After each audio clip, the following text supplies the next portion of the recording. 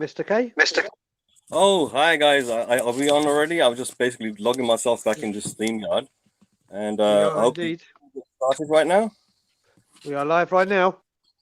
Okay, in that case, okay, I'm just going to log myself in here. Just going to jump out from here and jump into the other one, okay? Okay. Okay, you want to get through one of those moments where one of the years that you can pick out in your time as a fan that you thought that was my Spurs. Oh, Jesus You want to get Christ. started with that? I'll get as well. So we're going to jump out. That. Go for it. Jump out and jump into that. And let me come out of here. Okay. And then get myself set up in the back end. Okay? Okay, you do that. All right. So when we talk about my Spurs, I've been supporting Spurs for, what, 37 odd years now. I'm 42 in a few weeks. There's been so many great Spurs moments that I've had because we haven't been the best. But when we talk about my Spurs, we can only talk about really the Pochettino era. And the first time round, please. Well, it looks like it's to be first time round because whether he comes or not, that last season at the Lane, was probably the best season I've ever witnessed as a Spurs fan. We had everything. I mean, the records we had, not losing at home on the final game of the season. Hello. Sorry. That's better. The type of football we were playing back then, I just went into every game thinking we would win. I didn't think, okay, we might get a draw here, we might do this. I walked in every single Saturday or every single weekday thinking Tottenham were going to win this game in our last season at the Lane. The style of football was phenomenal. I mean, people underestimate how important Victor Wanyama was in all that. And we should have had him years ago, but I'm not going to go too much into it, but I think we all know why we didn't get him early enough. His name starts with Daniel and ends with Levy. And Wanyama was immense. I rate him like the one person I rate actually very, very highly, and this is before this era, and was probably one of Tottenham's biggest signings in not in name, but in stature and position was Wilson Palacios. Because Wilson Palacios, we needed that defensive midfielder. Harry Redknapp wanted him and got him. And the next season we got Champions League football. He was absolutely superb. But Victor Wanyama, I went to a lot of games that first season he had with us. Yeah, that was that was 2016-17. Yeah. I mean, you called out the same year that I was going to call out. But I'll let you carry on. Well, no, this is the thing. When you say what was my Spurs moments, it's like I said, my footballing hero is Paul Gascoigne.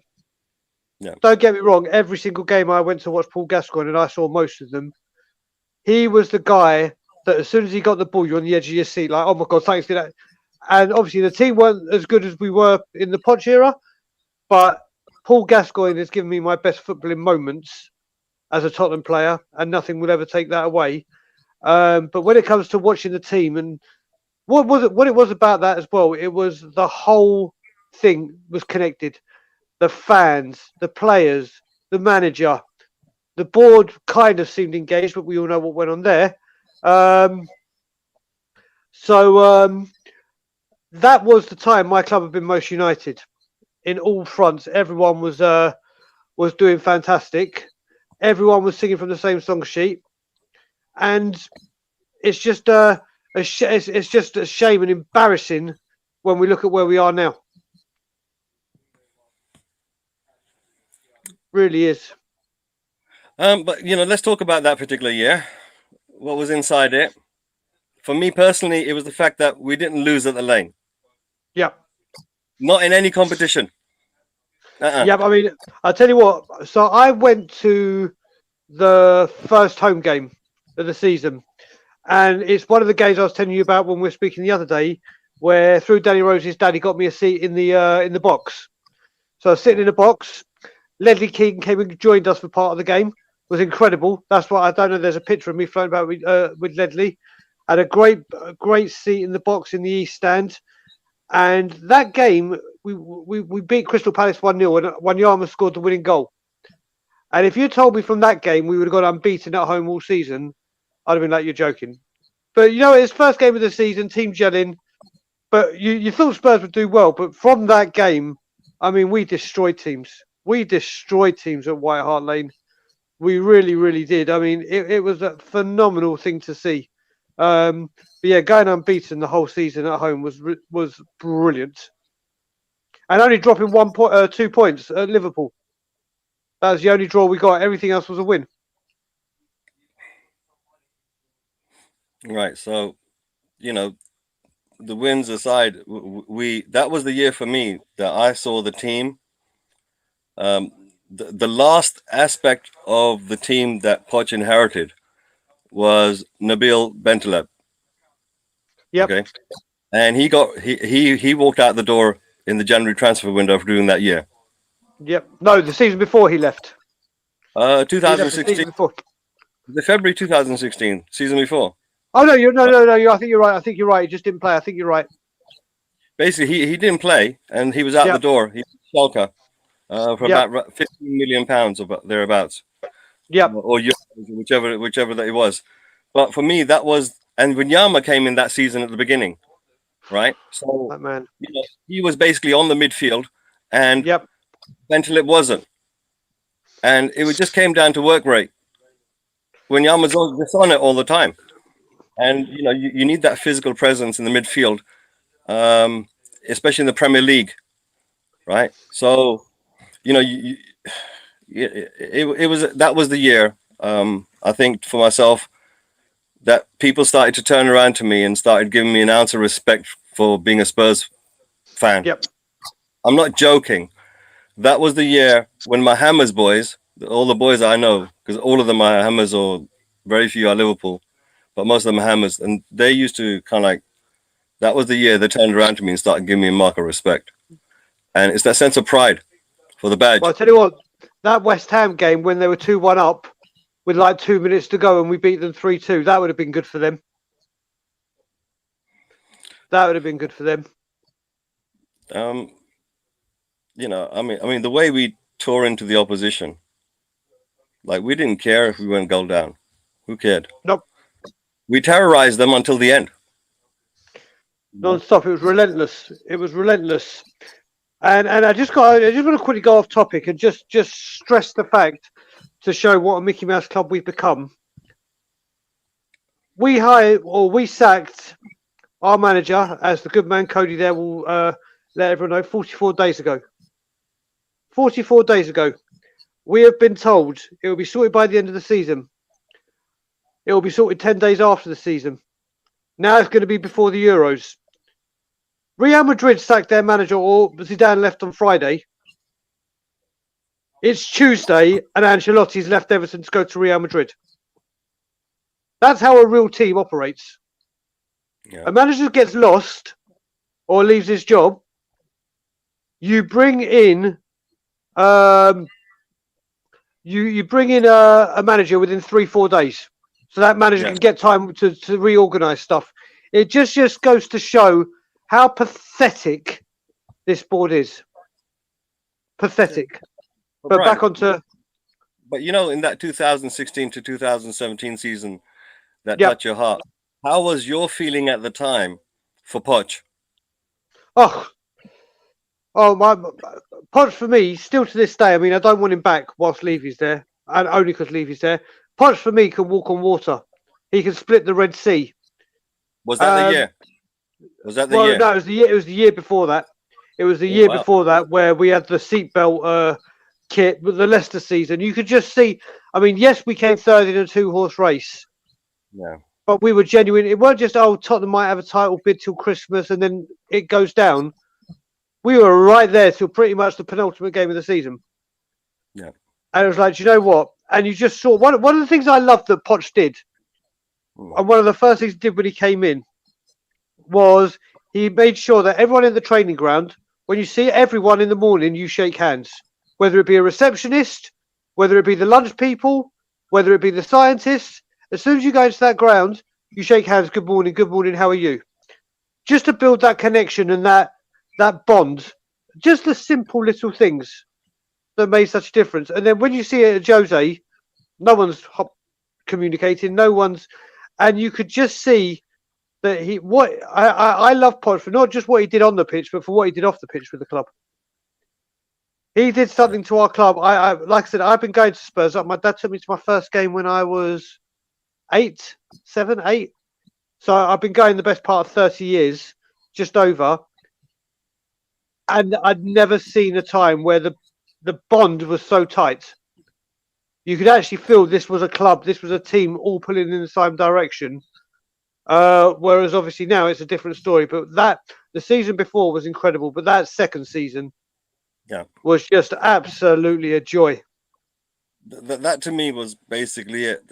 This talk of like winning the league and so forth.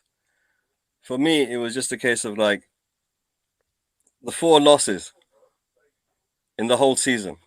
Just 4. Yep. 4 losses in the whole season. We came second. Yep. But 4 losses. I mean, that was the year. If we had just one extra player, quality. Yep. Quality for that 1 year. That second wouldn't have been second, bro. Well, you look at it again. Chelsea went on that run that no one would have thought would happen when Conte went back to about 5 or about 3, playing 5 at the back. And they went on those 13 or 14 wins non-stop. And then obviously they came to Tottenham. Dele Alli scored 2 wonderful headers. Yeah. By 2 fantastic crosses by Christian Eriksen. And that was the season Christian Eriksen was at his best. Yeah. That season, and it just, I hated the way he left Tottenham. I lost a lot of respect for the way he conducted himself for the last 18 months. But that season, he was absolutely incredible. Yeah. Incredible. I mean, I remember when he scored that goal at Crystal Palace when we won 1-0 right near the end of the season to keep us in. He just always chimed in with the goal or the assist that was needed. And going back to that Chelsea game, we're the one that stopped Chelsea. And if Chelsea hadn't had that back 3 where everyone had literally not known how to deal with it, that's another factor. Because we were unstoppable. Oh, check this statement out. Really? I think that was the year, wasn't it? It was. Mane was. Yep, Andrew was right. Mane was in change. Mane was at Spurs training ground. 16. That was like Southampton, right? Yep. He was at Spurs training ground, and then I think we know what happened next. No more days. Can you imagine that transformation? I was talking about one player. I was talking about that one player because Sissoko came in that year as well. Say again? Yes. 30 million. What? Yep. Right. So that 30 million. I mean, do you reckon they would have taken it for Mane? Well, the deal was agreed. I think it was actually 30. No, it was the contract was agreed. It was 35 they wanted. And, what was that? And Levy said no. We'll get Sissoko instead for 30. That was that's what you do when you're looking for an attacking midfielder or third striker, and they want 5 million more. You say no. We'll go 5 million less and buy a defensive midfielder. Is that what happened? Yeah. Turned around and said, listen, 5 million. Listen. If you don't want to sell him for that, we're going to buy this guy over here. Yeah. They said, go on then. And he goes, I will. Yep. Last day of the transfer window, he buys Sissoko. So he held out. He played poker to get it knocked down a little bit more. 5 million, right? Yeah. He doesn't like that 5 million figure. Oh, it's ridiculous. 5 million. No, seriously, what is it with him in 5 millions? Well, do you know what? Do you know the actual story? Well, I remember this religiously because I was watching. I never work on transfer deadline day. I don't know why I do this to myself because obviously Tottenham always do this kind of shenanigans. But it was an international break and Sissoko was in France. Yeah. And then I saw breaking news: Spurs have bid accepted for Sissoko. Spurs or Newcastle have given permission for us to talk to him. So he started making his way to the airport from France to come to England. And then it broke that Newcastle have told him not to go anywhere because we've only offered 16 million. And they don't give him permission to come to talk to us because they want 30 and 30 is all. Yeah. And then obviously whether the agent started the Everton rumour or there was actual truth in it from Everton, but then 16 million all of a sudden become 30 million. it's like paying the goddamn price. Yeah. Paying the extra 5 million. Yeah, but what it is, Brian, the extra 5 million comes with an extra wage and bonuses for the agent. Yeah, but you say that, but then you look at it. Yeah. 30 million. 10 million straight up. Would you have given an extra 5 million? See what Mane has done at Liverpool. Yeah, but that's the point, though. Is that would you? The point is we would. But this is Levy we're talking about. That 5 million, right? Yeah. Represent for some reason. Levy is averse to holding out for 5 million, and the record seems to be like he's done it so many times. You know, this 5 million underground. I mean, under it is 10 million, right? Whenever they say 5, they mean 10, straight up. Yeah.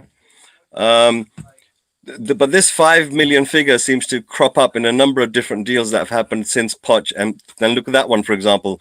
So even during that period of time, so.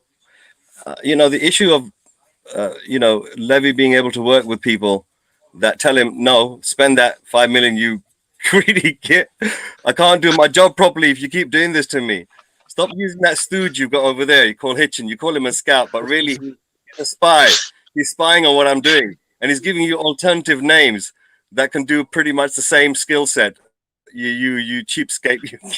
Yeah, do you know what I think is as well? I think it's got to the point where Daniel Levy will actually die if he offers the real amount. If someone goes, right, I want 35, if he says, okay, I'll give you 35, I think he dies. That's why he doesn't do it. He's like, right, I'll offer you 34.44. He cannot say, right, this is the amount. This is what I'll give you. You don't walk into a shop and go, oh, I like that. I like that jumper. How much is that jumper? £100. I'll give you 60. You don't do it in any walk of life. No. But it's so frustrating. Points. Seriously, I'd forgotten. Is that been like, did we do 86 points? Yep. 86 points. 86 points. You got to remember the last two games. The last two games, Leicester and Hull. If you put them together, we won that game 13-2, and Harry Kane scored 7 goals. Yeah. That's the football we used to play. Harry Kane entered that Leicester game 2 goals behind Romelu Lukaku for the Golden Boot, and he scored 4. Honestly, look. The thing is, when you say my Spurs, you're proud of something, and when you're proud of something, that means that it's got to do with like the players on the pitch. Yep. What they did for you as a fan, they wore the shirt. They got their own thing that they're doing, but when they put on that shirt, they were playing for us. Yep. You understand? And what was happening was, unlike the teams that came maybe before or that came after, when the chips would go down, what we used to feel was, go on, get out of them. Right? Yep. It used to be a sudden intake breath, and then we used to say, go on, get at them. And they used to go, all of a sudden, there was a connection that all the players had at once, just for a brief second. And then they went, right? So we were down 2 goals against Chelsea. Boom, boom, boom, bang. The point is, right, is that when we had players that we as fans turned around and say, that's not our Spurs, mate. Those players ain't ours. They're not wearing into that shirt and giving it the belting all. Because it wasn't like we had players in the 2016 season that were like, all of them Real Madrid players, but they wore the shirt like it. Well, nothing shows that game more, and I remember this game vividly because it wasn't on Sky, but I was listening to it on the radio at home when we were 2-1 down to Swansea with 10 minutes to go or 5 minutes to go, and we won the game 3-2. And I can remember I was listening to the game on was it the radio or was it Sky Sports News? Either one. I was at home just chilling, and when we scored the winning goal, I literally slammed my fist. I was going on the table. I was like, bang, bang. My wife said, what the fuck are you doing? I was like, we just won. Just the raw emotion. That Spurs team, you knew we could be down 1-0 with the 90 minutes gone, with only 2 minutes added time, and I still felt we could do something. And they were young. They were young. And it just wasn't that they were young. It was that Levy. I mean, the thing was, if you look at the squad itself, right, yeah, they were still in their younger years, right, yeah, and if you knew coming up to summer that if they were to inject it with one or two players, right, yeah, key players, right, then it would flesh out the squad. So we had 86 points. So what did we go and do the next season? Did we sell a right back in England? And Yep, we sold Kyle Walker. one of the most fearsome right backs in the country. So the thing with Kyle Walker is he gave us 8 years of loyal service, and he wanted to move back up north. He did want to move back up north, and he gave us wonderful service. So I can understand that after 8 years, but what I don't understand, is why you just don't go sign a decent replacement. But that's the point, isn't it? You got you go and get Canelo. Go and get Canelo. Give him a run. You can afford him. Exactly. I mean, I could turn around and say to you that the reason why that year was special to me, and probably for you as well, because it seems that you've said the same thing, which is that was the year that we started to build this taste in our mouths when we watched the game. It didn't matter. We 1 down, 2 down. We didn't care. 86th minute, that was our game. When it got to 86th minute, we were the one turning up the screws. Not somebody else. We were the Man United. We were the Man United. You understand? The dominant teams, right? Yeah, that's what they do when it gets to the 86th minute. They said, "Listen, we're going to outrun you. We're going to outsweat you. We've got the same quality as you, except you're not Spurs, mate. You know, we're together on this." Because when they play together as a pack, do you understand? They come in waves, and that was what. And this coming in packs and going in waves. We you know, when you change the players and you change a few formulas, then you get a disjointed effect on those waves. So as a team, you tend to like have these big gaps in between, which professional Premiership outfits they can take advantage of. Rob, boom, boom, boom, around your midfield straight away, attacking your defense, making your defense look stupid. You know, well, why is Aurier coming to the midfield to do an interception and leave his position for Cavani to float past Dyer and go straight into it to pick up the ball and smack it in the back of the net? Well, why is he doing that? It's because he got picked upon. You know, and I mean, we've always under Levy, we've always done this. We sell a player, and what you got to remember with Daniel Levy is he's done a couple of the transfers he's done, like when he brought in Rafa van der Vaart out of the blue. Yeah. Was like, whoa, what a deal on deadline day. He's lived on that. He has lived on that deal, putting it out on the last very, very seconds. That's the kind of deal that he pulled out, and people are like, whoa, look at that. And that was quality and that was class. We don't sign. All right, we bought Bale, we bought Højbjerg. But I think the last big signing that probably made me go stand up and go, whoa, this is a big dude. This is a big signing. Was probably Rafa van der Vaart. I thought, okay, here we go. I mean, Vertonghen was a great signing, but this one just came out of left field, and that was sheer world-class quality. We don't do it anymore. Brian, can you give me 2 minutes while you quickly continue that, because I think you can describe the fall a lot better than I could. So let take over. I'm just going to quickly pop for 1 second. Okay. So yeah, as I was saying, I mean, when you're looking at the transfer activity, we just continuously, just as I say to people, we buy lumps of coal and try to turn them into diamonds, rather than buying the diamonds that are already there. You can't keep living off deals like Dele Alli, Rafa van der Vaart. These ones struck gold, or Dele Alli did for a certain time. There comes a time where you've got to say, do you know what? I need to buy quality. I don't mean go out and sign 8 quality, as much as we'd all love it. If you're going to sign 4 or 5 players this season, let's just say, make 3 of them proven Premiership or proven top 5 European football players that can come in, do a job. They are quality, and the quality's there. You're just building on it. Don't buy potential. Don't buy potential, because our track record of buying potential, quite honestly, stinks. I mean, you look at that back. You look at the team that we had back in that day: Walker, Rose, Vertonghen, and Alderweireld, who to me that season were the best defence in Europe, bar none. Bar none. They just worked in perfect harmony. It was a joy to see. I mean, I was at the Bournemouth game the week before the Chelsea FA Cup semi-final. Toby Alderweireld and Jan Vertonghen were defending on the halfway line. That's how high we used to press. I mean, yes, it was Bournemouth, but that was the thing we used to do. And then you had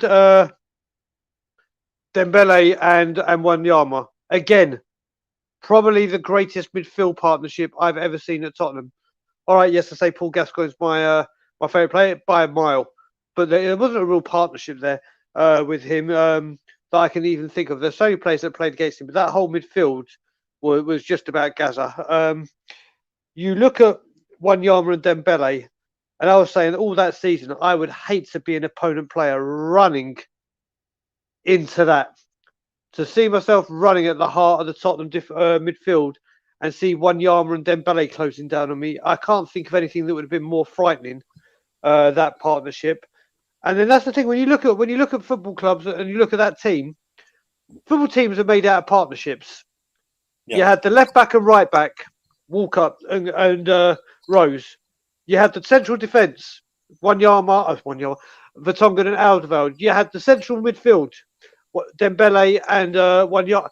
There were so many actual partnerships within that team, whereas now it's just, yeah, you do that, I'll do this, and then if we cross over here, there's nothing. That team, I think that team could have played in their sleep.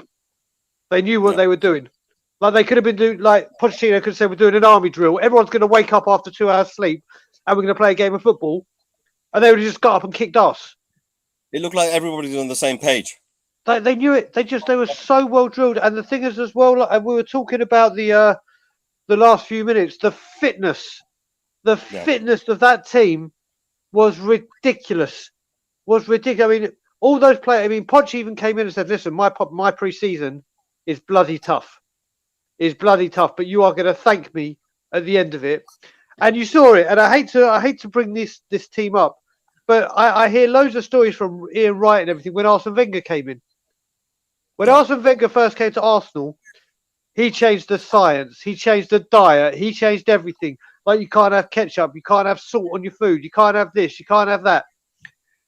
And all the players are like, what the fuck's this guy doing? He's come to England, this is what we're... And then within 6 to 7 months, they're like, you know what? I've never felt better in my life. Yeah. They said, oh my God, we feel stronger. And it's just incredible. And Poch had it all. And this is why he kept saying, get my players in early, because my pre-season, I need my players there. And we know what happened. But that season was just absolutely phenomenal. I mean, I know Bob Spur is in there, and Bob Spur is saying about the 91 team and the FA Cup. I mean, that season was phenomenal. Yeah. That season was, and like I said, we're on the verge of being bankrupt. The season before that, we finished third in the league. I think it was Liverpool, then Man U, then no, Liverpool, someone than us. Who knows? Liverpool, Aston Villa, than us. I think that's right. The main thing is that Levy wasn't trying to, but he managed to hitch onto the back of a good thing. And if the fates had transpired that he'd had a better understanding of letting go on the football side, let Poch deal with somebody else like a director of football at the time, and give them a budget, I think, you know what, it's like that new stadium when we were at Wembley. Yep. That could have been Trophy Stadium that year. But listen, before we continue, one thing we've got to do while we're on the Three Wise Men is explain to the viewers why there's only 2 of us today. Well, the reason is because Awesome You unfortunately had to get called away from some emergency. So, all the best, Awesome. I hope everything gets sort of sorted out. Same here. We can get you on a steady return back again for next week's episode. And if you can come back early, then we might get on the tail end of this. So the second thing is that we've only got 2 and we haven't really invited a guest this week. And the reason why is because I wanted to conclude on the first part of our show, which is what are we and how do we get here? I wanted people to start thinking about those things, and I wanted them to start remembering certain times and moments is what makes you who you are. Okay, so one of the things I want to do, let me just see if I can quickly come over here, is I want to turn around to the main audience over there and say, listen, if you haven't subscribed to this channel, please do so. Okay, this is the Will THFC Rants channel, Will Stewart THFC Rants channel, and we do this show every Tuesday from 11 o'clock p.m. GMT till about 1 a.m. GMT every Tuesday night here. And so if you can, hit that like button if you can. That would really show that you're there. If you can, put a comment in. If you have a favorite year and you're remembering, then please put that in. Because right now, you know, this is what the main episode's about, is just remembering that my Spurs. When was it? Your Spurs. What was that team? What was that? You know, someone's put a great year in. Dazza has put in 1987. Now that year was outstanding. Clive Allen scored about 47 goals in a season. It was the final season of Glenn Hoddle. Yeah. So we had Glenn Hoddle in his prime. Chris Waddle. That's the season that Gary Mabbutt unfortunately scored that losing FA Cup own goal against Coventry. Again, I think we came third that season. I think Dazza will prove me. Will let me know if I'm right. Well enough. But listen, before we continue with that, Brian, before we continue with that, I do want to put a mention out to some of the lovely people out there that have decided to, like, you know, really get involved with Will Stewart's Rants channel and, you know, push it on its way, encourage it along his way. And those are the Williams Rangers, the patrons that put bread and butter on the table for Will Stewart and this particular YouTube channel, which is streamed out across many other platforms as well. And that is Spartan 7 Gaming, you lovely person, you. Wayne Bonner, absolutely legend, man. Mama Coates, my lady. Celery Agent, you know you're down there. Love AG, that, Gaguma, Tony Carr, and Alex Burton. Absolutely, you guys are fantastic patrons. And soon, you know, you never know how long, but that space on the right-hand side will start to fill up with names as well. You never know. But yeah. So that's the patrons out there. If you haven't subscribed to it now, that's fantastic. Show your support for this type of content that's getting created. Brian, the thing with us is that we have memories that are recently acquired, like, you know, what's going on currently. Yep. And it's very difficult sometimes to kind of remember back certain times that, you know, they were good times. You know, I mean, it was like a pantomime. Yeah, and you had the evil character, the little, you know, gnome known as Levy, and you know, you had the shining prince, and you had the princess, and all the rest of it, and the shiny boots, and the you know, the carriage, the pumpkin, all that type of, you know, lovely stuff. But it seems to me that, like the Empire Strikes Back, it seems like the Sith Lord has, you know, they always come in two, right? Yep. And usually the one that's the apprentice is the one that normally goes out there with the lightsaber and starts chopping people up to bits, right? Yep. That's Levy to me. So, you know, it seems to me that they've tried their level best to ignore what pride means to the fan base. Honestly, they've never cared what pride means to the fan base. You know, thank the manager, Podge, for getting you to second, 86 points. Thank him that summer by saying, here you go, here's a marquee signing of a top striker to go alongside Kane if you ever wanted to do a 4-4-2. You know? Yep. But, you know, Son was there for a 4-4-2, but my point is another one, like, you know, in between Kane and Son. You know? So the thing with Son as well is the thing with Son as well, this is Son can play as a striker. He can play up front as an alternative. But this is what I hate about our football club.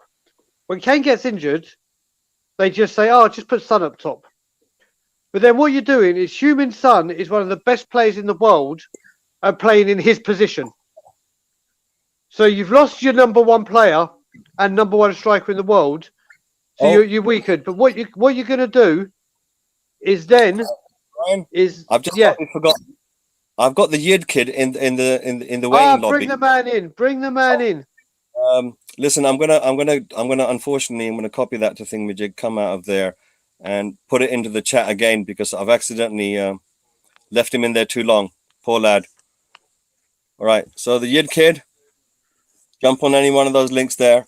Please do come in. And Bob, if you're listening, explain that 91 year. Come on, give your side of 2 pence of why you loved it so much. That was your My Spurs moment. Okay. So yeah, I mean, the kid is in. So I'm going to bring him in. I'm going to add him to the stream. There you go. Yes, kid. How you doing? Fantastic. And you? All good, mate. How was your little holiday you went on last time we spoke? It was great. It was good to get away from Tottenham for a little bit. Oh, God. I wish I could. You can take the boy out of Tottenham. You can't take the Tottenham out of the boy, unfortunately. Excuse me. It's a nightmare. But I just want to quickly finish my thing that I was saying about Son. So you got Son who plays brilliant on the left. This is his position: left attacking midfield, left, whatever you want to call him. Kane's out injured, so you're already weakened because your number one player's out. So what I'm going to do now is I'm going to make myself weaker because I'm going to move the best player in that position and play him in a position that isn't his best. And then what I'm going to do is the player that can't get in ahead of Son, I'm going to put in there. So that one move makes you 3 players weaker. So why doesn't the supreme leader, the parasite, say, do you know what? This is what I'm saying. This is why I don't understand. It's so annoying when people just say, "I just chuck Son up there," but no, I don't want to chuck Son up there because he's better over here. What I want is when Kane's out, I want a player to come in and do that. So Son can stay there, and so I don't have to bring a player off from the bench it's just annoying. Yeah, kid, I'm glad that you joined. Obviously you're a young viewer, and was there any point when you were watching Spurs, which was your favorite year, the one that you're most proud of, calling the team My Spurs? Probably the 15-16 season. When we were competing for the title. Mm-hmm. That was my first year ever supporting Tottenham, and it was fantastic. Watching it with my great grandpa, which is passed, which I had fantastic memories that season. So the 15-16 season, I think. Where's he gone? Oh, don't worry. I'm gonna add in Eugene as well. Eugene, absolute pleasure. Yid kid, I think you've disconnected somehow. Please come in. And Lukman, you have. Lukman, I think you have a lot of noise coming in from your side. Yeah, it's from your fan. Yeah. Lukman, I think you should really put it on mute for a while, and then when you can speak, you just put it on. But I'm actually going to put you on now anyway, which is basically, what's your My Spurs year? What year? Because you've got like 40 years of sport in this team. What was your year? Oh, can you guys hear me? Yep. Yes. Yeah. I've been researching my history, how I got tied down to this team, and it goes back to when I was in the UK when my father was reading law. When I was there very young, I was there from about when I was 7 years old to about 9-10 years old. So we lived in Nansen Village, about 4-5 kilometers away from the stadium. And somehow maybe during that time, the influence of the students and you went go to elementary schools and all that. But during those years, it wasn't a good time. I didn't know that. I think after I just researched, we went down to the second division in the 76-77 era, right? So maybe after that, we've always been the underdogs, right? And I think after when I came back to Malaysia, then I think it was during the FA Cup final 81. That was when the time that it really caught me, right? Because we were always the underdogs, always from falling down, coming back up. and we were like the perennial underdog team that everybody supported with their heart, and everybody wanted them to win. But I think being the underdog for so long, maybe that's why a lot of our fan base has become in this kind of a manner that we accept a certain kind of, we don't mind losing, that means. So maybe we have to flush that out and be more demanding of our club. Instead of like always going for the top 4, we should be heading for number 1, aiming for number 1, not the top 4, right? If you aim for number 1 and if you miss a few steps, you still be in the top 4, and it's so logical. Why top 4? And like what all of us fans have seen, that during the Poch era, we just needed that 1-2 pieces to match it up for us to be there with the big boys. And when Poch was in charge, I want this guy for 20 years. He's going to be our Sir Alex, man. Come on. Yeah, but when the bad time came along, and that's what Levy didn't have trust in him. And that's why we had Jose, which was the glamour manager, right? So now with no manager, 44 days, record in Europe. Gosh, and I think it'll go on. But listen, we're a team for records. If you haven't scored before in the league, play against Spurs.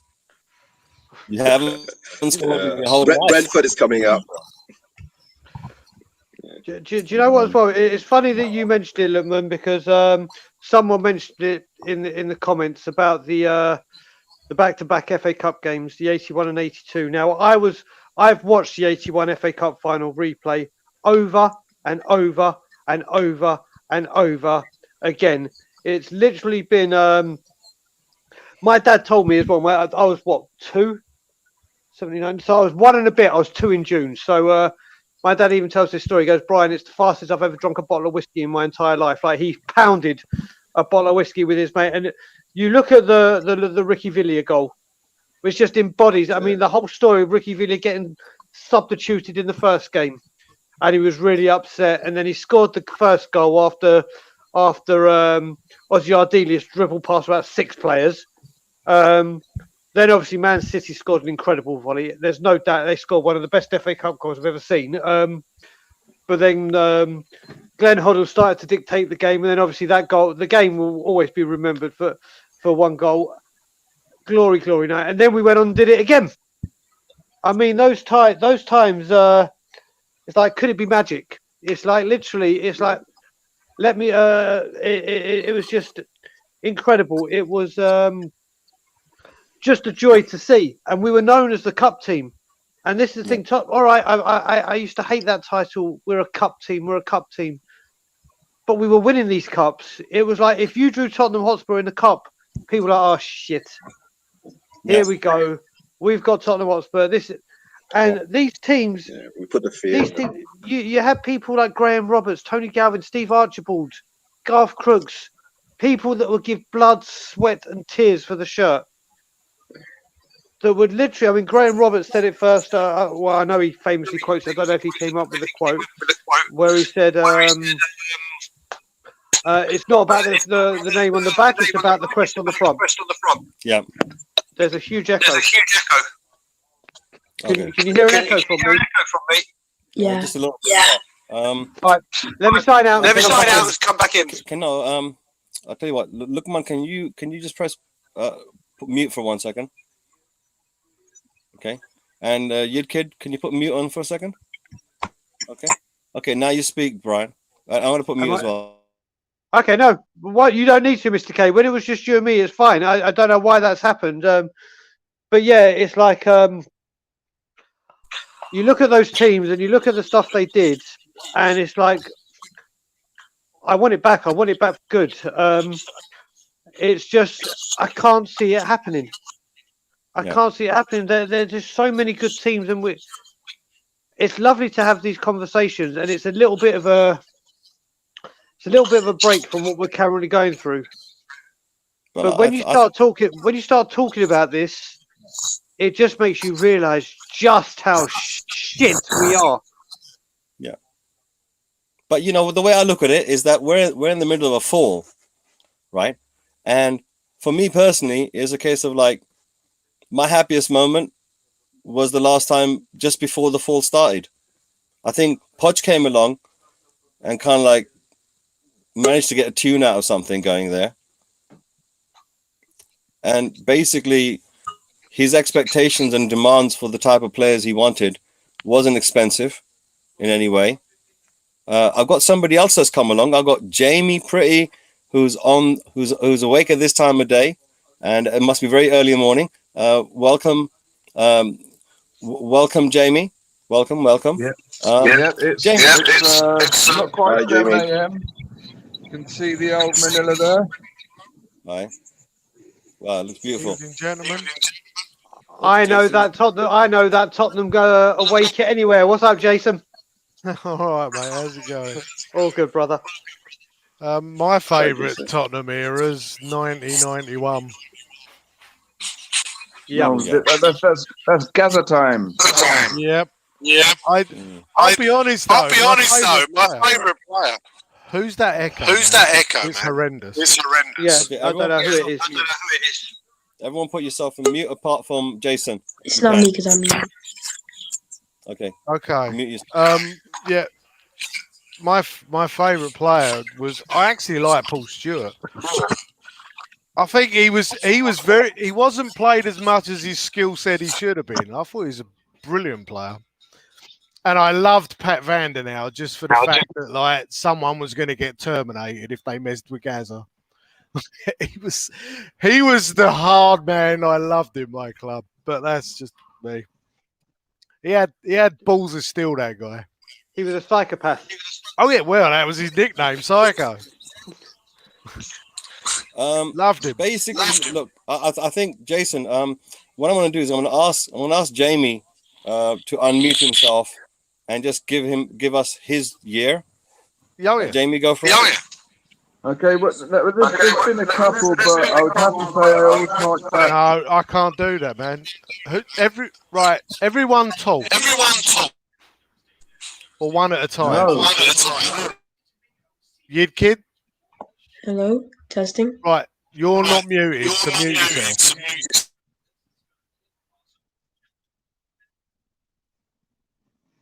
Okay.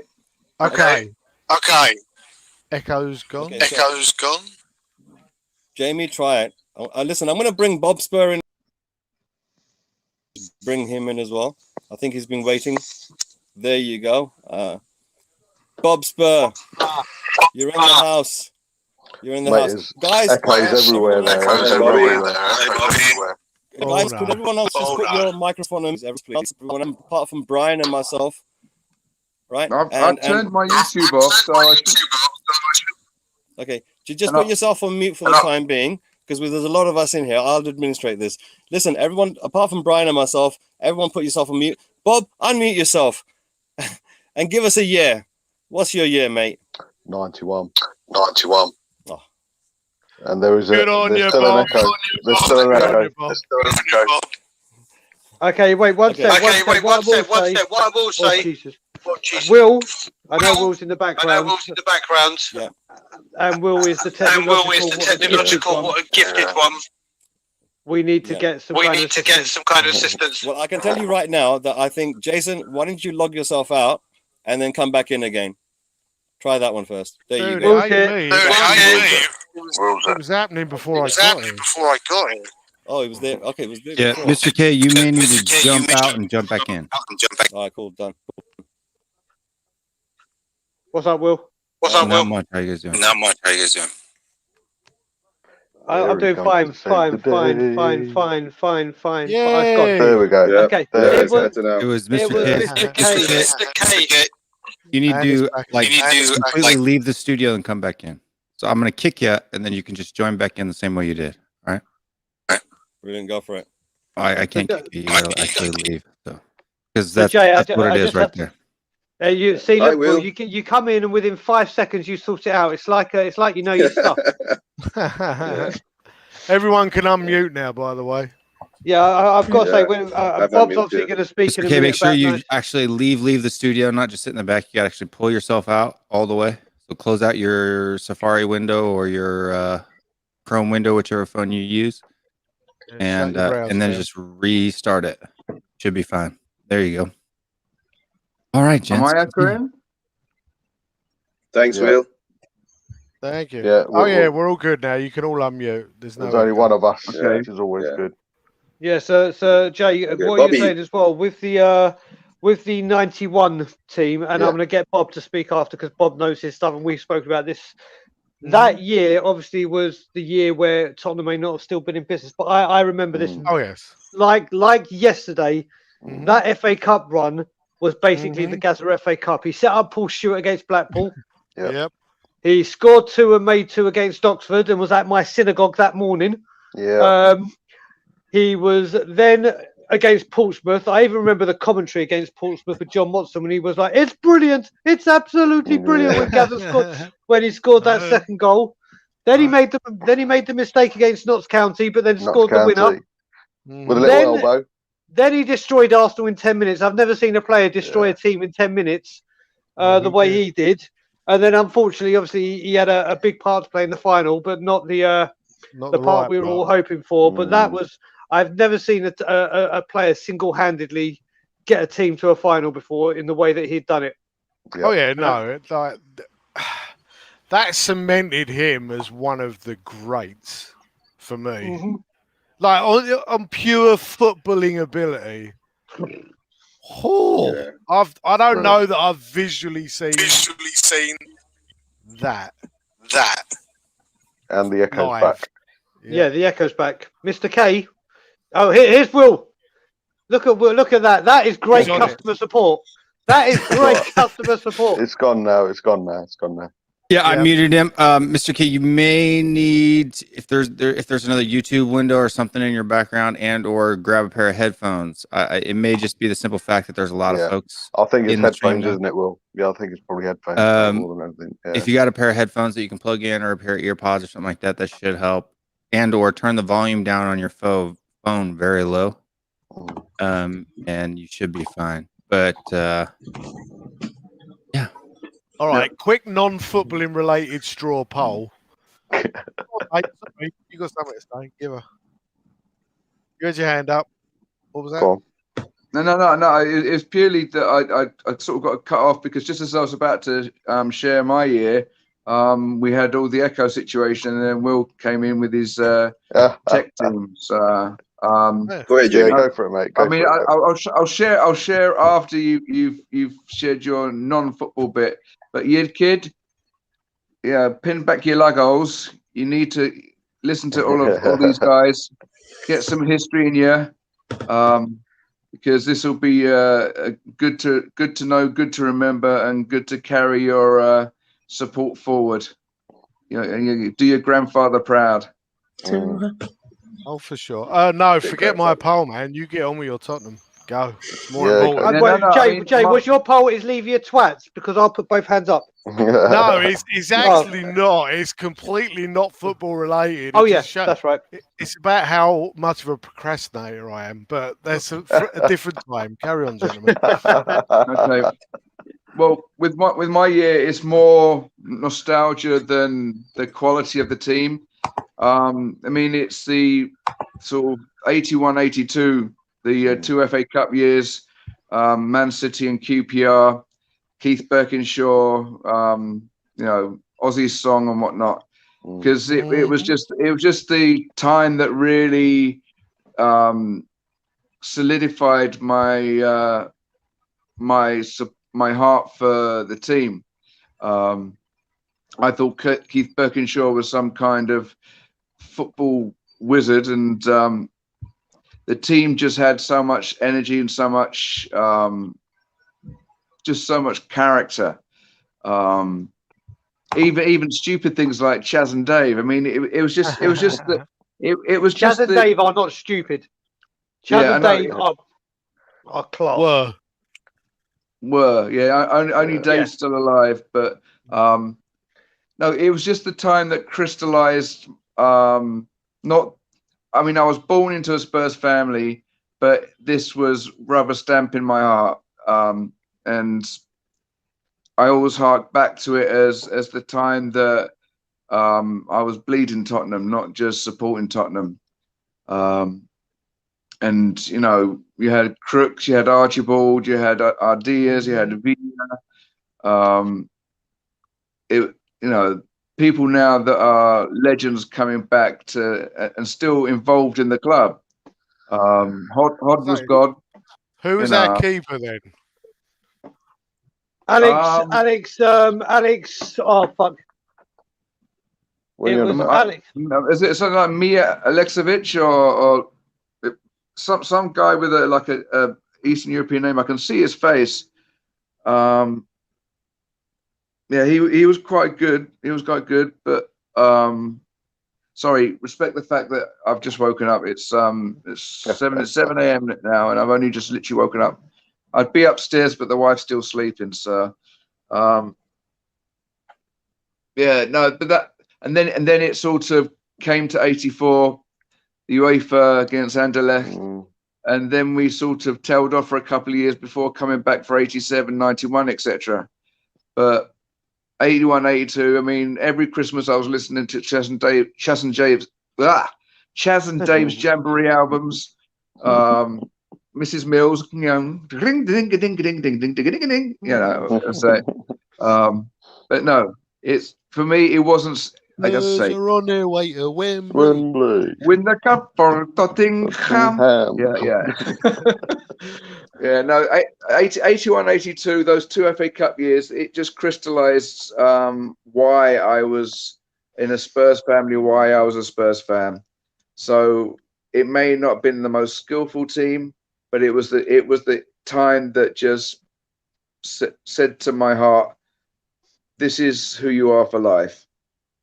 And we had later moments, but you know, over the years they've just become more and more separated by time. You know, they were coming thick and fast in 81, 82, 84, and then it started stretching out a bit. 87, 91, and then you know, we started holding our breath, waiting for the next glory day. You know, but yeah. The shirt I wear the most is my Cup Final 81 shirt. So, but anyway, I'm rambling because I'm half awake. So yeah, we thought we'd let you do that, but get it out of your system. But is there anyone? But in terms of so, because I'm using the microphone right now and I don't have a headset, the computer busted up. That's why I'm using my phone. But hey, technology is technology. I can carry on. If you want to mute yourself in case I kind of do a reverb on you guys, that'd be fine. But Brian, one of the things that you've highlighted on a number of occasions is after your glory years, the years when you think Spurs has been like, you know, when you remember it the best. Oh, sorry. Oh, sorry. Oh, sorry. He's in the background. We look at the situation that we're currently in right now, as Brian was saying, and it's very different from what we remember some of our best days to be.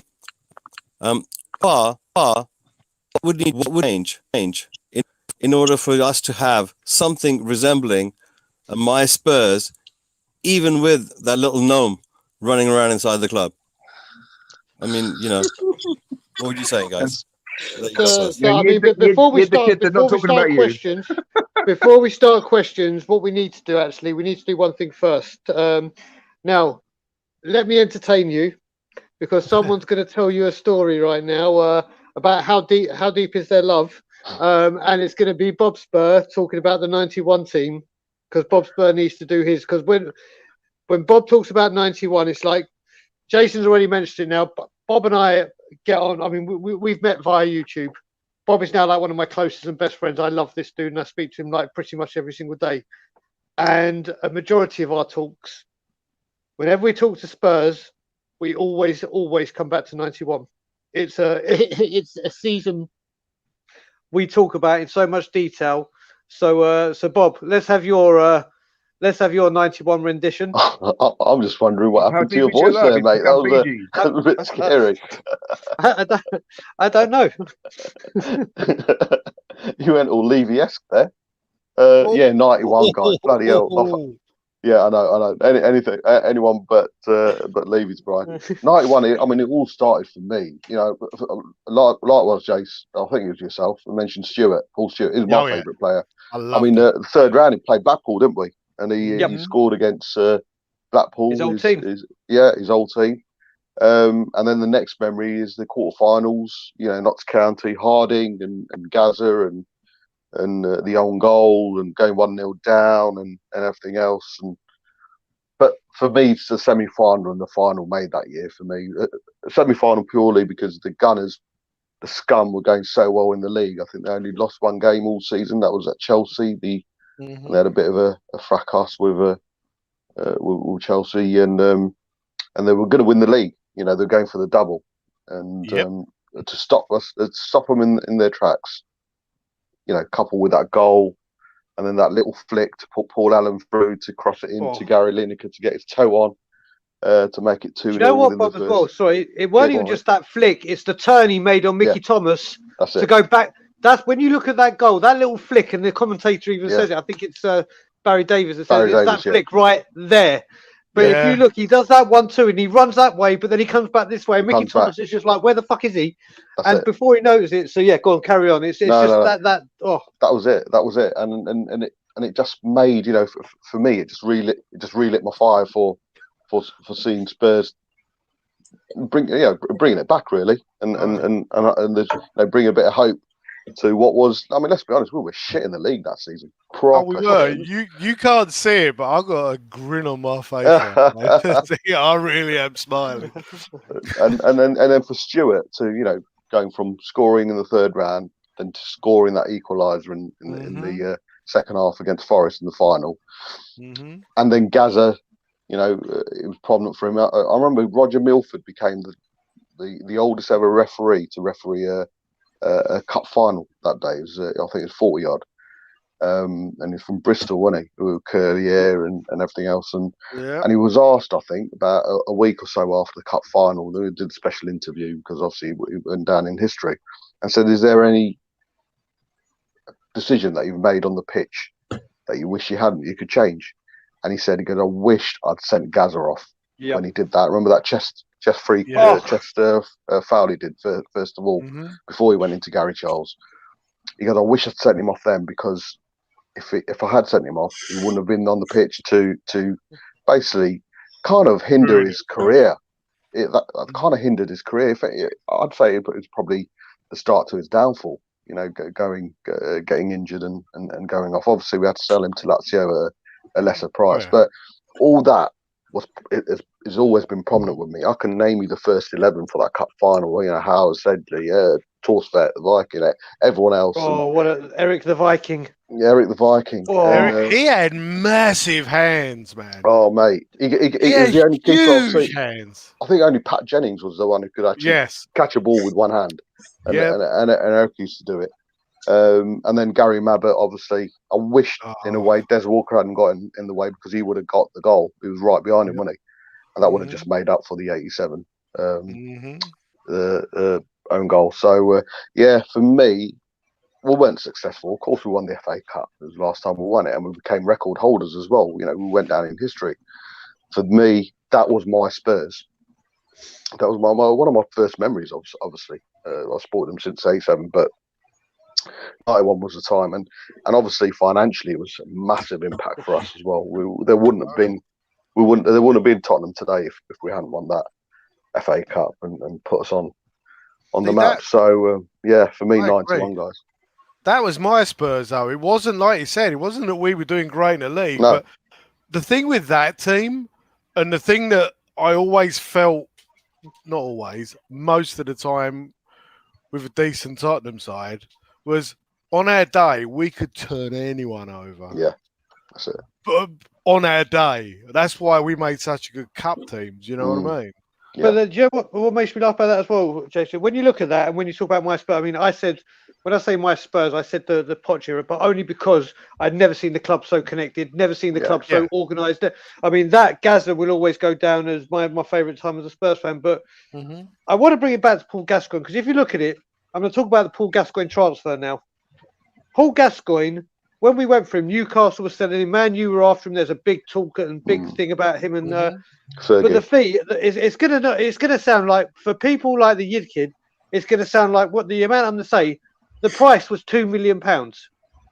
£2 million, which back then was a British record transfer for a teenager, and £2 million was a big deal then. 2 million was like unheard of, and we just went, there you go, there's 2 million for an 18-year-old or 20-year-old, whatever it was. It was like, here you go, 2 million. Yeah. Best talent in the country. Yeah. And how much he was selling for to Lazio? Have a guess, you kid. 5.5 million. Oh, 5.25, yeah. 5.25 it was, yeah. When it was something like that. But it was originally 7, wasn't it? But they had to take it down because of the injury. Yeah. Because if that's what happens when you buy a class. That's it, mate. You could still sell them for a profit if they want to move on. Absolutely. Even with a ginormous injury like he had. And this is the thing. What we're talking about right now is that was a player that was just breaking into the Newcastle team. And it was like everyone was talking about this kid, and they're like, this kid is going to be a superstar. How much do you want, Newcastle? 2 million. There's 2 million. Done. And I'm sure to say, if we were to do a combined 11, then there's one player who would all agree on, apart from probably Yid Kid, is Gaza, isn't it? Well, yeah, I would assume we'd all agree on Hoddle as well, though. Hoddle, of course. Hoddle and Gaza in midfield. That'd be nice. You wouldn't put him in the pivot, though, would you? No. No. You might have them. Oh yeah, definitely, mate, definitely. No one. But yeah, that was. You asked me to come on, Mr. K, to give my thing, and I'll never forget the '91 Cup final, and for me that was my Spurs. And to be fair, I've probably been longing for that ever since. I've been wanting that, and I don't know about you, Jace, but for me, I remember the '91 Cup final. I knew Brian and Jamie, anyone. For me, the '91 Cup final was more prominent than the 2 League Cups after that. Or maybe it's just me. By far. The FA Cup, it may have lost a bit of its razzmatazz or whatever you want to call it, but us growing up in that era, the FA Cup will always mean mean a hell of a lot to me. I mean, one of the other times I really want to talk about as well, which was the catalyst for all this, which was Martin Jol's time. I loved watching Martin Jol's Tottenham play. I absolutely adored that guy. That guy was Spurs through and through. He really, the football was just like, let me entertain you. It really was. It was just like non-stop. It just literally, we were signing players like Edgar Davids. Edgar Davids was coming because of Martin Jol. I mean, I was living in Israel at the time, and I mean, I loved Edgar Davids. Not just because of his look with his... Yeah, but he was also like a world star. Like, he was just like the Klinsmann. Yeah. He wasn't, and do you know what? He was getting at the end of his career, but I mean, he was. That when my dad phoned me up and I was living in Israel, and phoned me up and said, "Brian, we're signing Edgar Davids." I was like, "Ha ha ha! Yeah, very funny." He's like, "No, I'm telling you, we're signing Edgar Davids." And I was like, "Jesus!" And we had Michael Carrick, who we let go too early. We let Robbie Keane. Robert, I mean, we had again the nucleus of such a great team. Carrick was becoming one of my favourite Spurs players, and then we let him go. I actually felt so betrayed by that. I really did. Really felt betrayed by that. But this is the man that we have to do business with. I mean, he got rid of him, got rid of Berbatov. Who sells? I mean, we've only got one striker at the moment, so it can't happen again. But who sells Keane and Berbatov in the same season and replaces them with Fraser Campbell? Don't discount it. Don't discount it. Oh, for those that don't know, like, thinking about it, us buying Gaza then would have been like us buying Rooney from Everton when Man. Absolutely. Yeah. Not the same type, but it's that kind of talent. Do you know what I mean? It would have been like us buying Rooney from Everton when Man U did. Just to put a bit of context on that. Anyway, absolutely. I mean, it's well known that Fergie wanted him so bad, and he actually fell out with him, didn't he? He gave him silent treatment for a few years. He turned down. I think Terry Venables had a lot to do with it. Him and Terry Venables got on like a house on fire. Really Bob, you know the story behind that, don't you, with Gaza? What's So I've got so many videos and DVDs on Paul Gascoigne. So Paul Gascoigne had it agreed that he was signing for Manchester United, and Fergie said, "So I can go on my holidays. It'll be done. It'll be done." He's like, "Yeah. Celery agent, what's up, brother?" And then Tottenham came in, and then Tottenham offered to buy Paul Gascoigne his mum and dad a house. That's it. Yeah. So his mum and dad Scholar, said, wasn't "Listen, it? We had Scholar then, didn't we? Oh, yeah, it was Scholar. It was like, Scholar, we'll buy you a house." Yeah. So then he phones his dad up and goes, "Dad, listen, Irving Scholar said if I come to Tottenham, he'll buy you and mum a house." He goes, "Oh, really? Say that I want a new car. Say that I want a new car." He goes, Yeah. all right, let me go back. So he phones up and goes, "Yeah, my dad's car's on the way." He goes, "All right, we'll get you a car. We'll get your dad a car. We'll get you this." It's like, okay. So then his sister called up and said, "If mum and dad are getting a house, my dad's getting a car, I want a sunbed." He phoned Irving Scholar back and said, "Well, listen, what I need to do is, I know you're getting this, but my sister, she really wants a." And then they were like, "Okay, so if we buy you a house, buy your dad a car, and buy your sister a sunbed, yes." And then he went down and signed. Yeah. But that's how, and that was just to get. That's while Ferguson was on holiday, and ironically, as Gazza was saying, as he was having this phone call, he was driving through Manchester to get to Tottenham as he's having this conversation. Crazy. Man. Crazy. Oh, Crazy. see, those were the good times.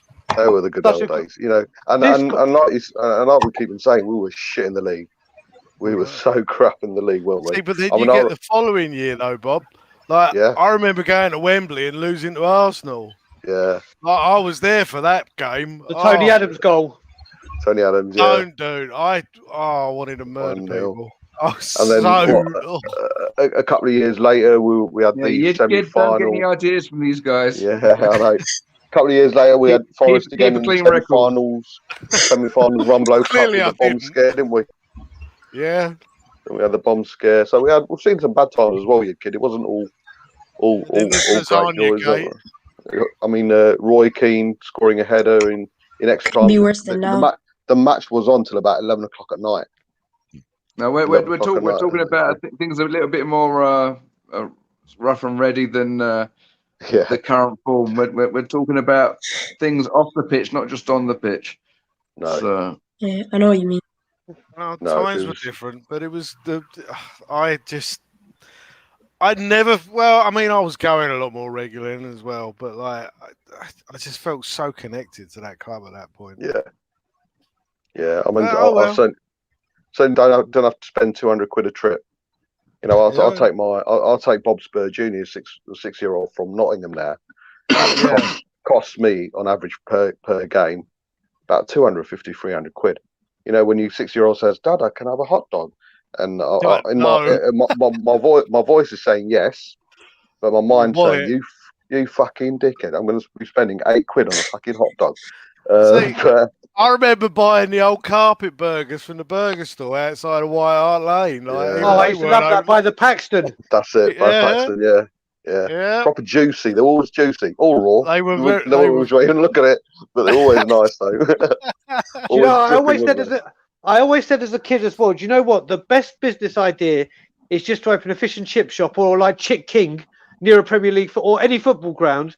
You could open just at the weekends and just live off that. I mean, the amount of money, I've gone, like, it's a ritual that every time I go, I have to go to Chick King. You just have to go to Chick King every time you go to Tottenham. It's the law. And the queue to get in that place is just ridiculous.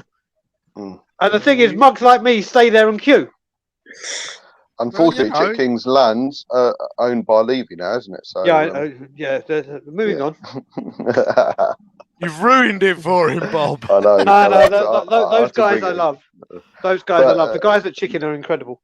But Mr. K, you called. I came. I explained, and I'm off to bed now, matey. But I couldn't.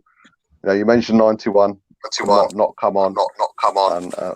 And mention it. And I'll leave you guys with an echo. Thank you very much. Honestly, I want you back. I want you back. I want you back. See you later, mate. See you later, guys. Okay. Thanks a lot, Bob. Thanks a lot. Right, thanks for sharing. Mr. K, what should we talk about now, sir? Well, basically, I think one of the reasons why I wanted everyone to remember something that they felt, was in their heart. It kind of shows the passion that we have that's being reflected today with the type of trepidation and horror that we feel of what's going on. Okay, so that's one of the reasons. If you look at it from that point of view, it's like, how have we fallen, how hard and how far, and has everyone not noticed? So realistically, I think to myself that regardless of every season, we leave the season saying, okay, it's done and dusted. Let's see what happens over summer, and then see what type of new team that we've got emerging, come towards the pre-warms, the warm-up games and so forth. But right now, we've not had that opportunity to have that rest, to look into something else. We've been constantly poked and prodded for the last 6 weeks, 7 weeks now, I believe. Okay. Do we question our love and affection for our club? Never. No, but we're extremely peed off about our relationship currently. I mean, I don't think anyone can say that anyone can change your relationship with your club. Levy is currently a custodian, but he is not the club himself. Okay, the players are the current crop of players. They're not going to be there permanently, nor were they there before. The coaches, unfortunately, they do come and go, and some are good, and some have not been so. We always look for a marriage between, if we want something successful, we have to find a marriage between a manager and coach coming in that can somehow twist and bend Levy into making something of a half-decent team and a squad. I hear all kinds of crap on the news, like, for example, Conte and alongside him a director of football. I think to myself, has anyone actually seen Conte like when he loses his rag about something? Can you imagine what would happen if he had an argument with Levy in an office about the attitude of the players? Same here. That's why I want him to come. Honest to God, I can imagine it. I think for the comic value alone, we would want to see that. Honest to God, Levy'd be like, you can't say that to me. No, but imagine what you do to the players. That's what I want to see. I mean, I'm not going to lie. Some of them need it. But that's the whole point. I think Levy might be in one of them situations where he might be thinking, look, I can't do it because I told them I love them. And so I need someone else to come along and be the bad man. Yeah, but he had that and he didn't back him. Yeah. No, I think Nextman actually tried to be nice to people, and that was unusual for Jose. No. But I don't know. guys, I didn't want to take up too much of this. If anyone's got any particular type of angst that they've got right now, or something that's on their mind that they really like to bring out into the open, maybe have some other people poke and prod it. I'll leave the floor open for you guys. If anybody just wants to jump in, they can. I just one short question. Do we really believe that we're going to have a new manager before the Euros? No.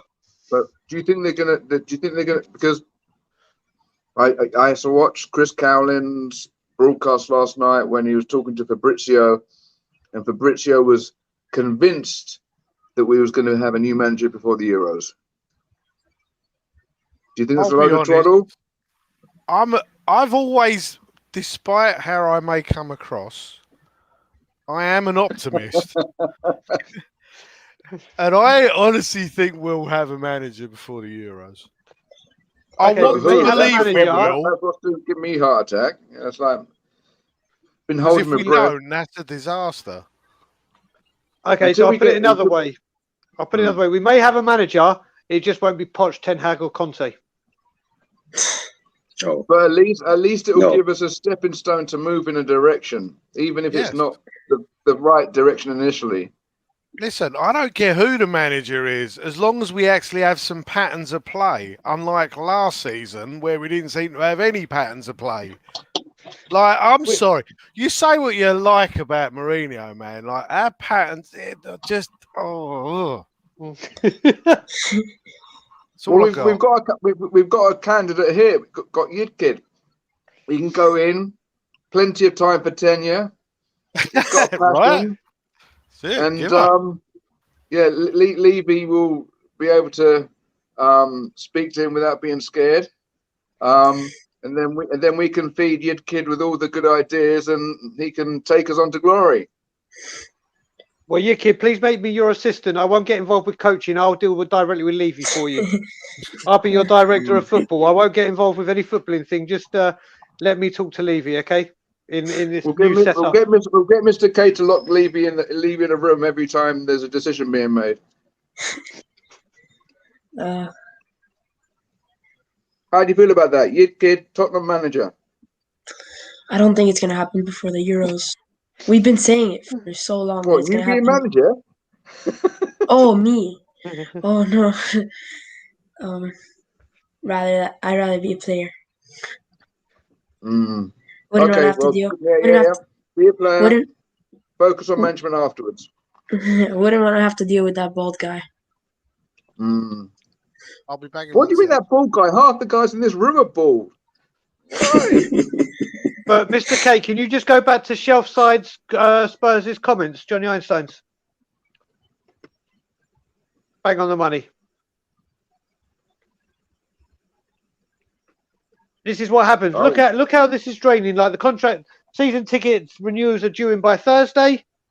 We get announced on Thursday or Friday. On Thursday, that Potty's coming. Oh, look, everyone get ready and watch the TV all day for no news whatsoever. And here we go. It's the same old. This guy, honestly, the timing of everything in this club is so wrong. We get made to look like idiots. It's very like you asked the question, will our love for this club ever wave? Which obviously it won't. But it's very, very hard at the moment. It's like you're really, really pulling at our strings. I think, Tottenham Brian, Hotspur, look, the number one thing is right now is that there's a lot of noise that's coming out. It's not really any action that's really peeing us off. It's always the way. The Tottenham way used to be nice attacking football. The Tottenham way now is let's just put a load of shit out in the media and let everyone believe it, and then nothing happened. That's the Tottenham way now. Yeah, what's happening now is so stereotypical of Tottenham of late. Oh, it's unbelievable. Like, just make a decision and go with it. Just make your mind up and move on it and follow it through. How about that? Finish what you start. Jason, you got the example of Everton, for example, with Ancelotti. You know, they wanted something, they chose it, they discussed it, bang, bang, it's over. If somebody wants something, it can be easily done. I think there's deliberate. If you want something to go on for a long time, then this is the way you would do it, the way Levy currently has been doing it. Although there's noise about him going back to Milan, isn't there? No, he's going to Madrid. He's left Everton. Oh, Madrid. Oh, is he? He's actually. This is the thing, Jay. We all went to bed yesterday, and Carlo Ancelotti was the Everton manager, and it weren't even a thought of him leaving. Within the space of 24 hours, he's the Real Madrid manager. Right. And it just goes to show. If we don't hurry up, dude, Everton are going to get Harry Potter before we can. Mate, this is how bad it's become. If I was to say to you, after all this shit that we've been going through week after week, if I was to say to you to rub salt into the wound, Real Madrid are going to part ways their manager on Friday, and by Tuesday they'll have a manager. Because that's not how just you any run manager. A football club. Exactly. That's how you run a football club. And remember, Jay, this is a football club that apparently hasn't got a pot to piss in. It's in £1 billion debt. But that's how you run a football club. You can't be rudderless. We are. We are. And that's the... I'm not going to swear. But yeah, because your kid, hold your ears. Just keep. No, don't. I've got refrain, but oh boy, like my kids are up. I've got a 12-year-old behind me, so I'm holding it in.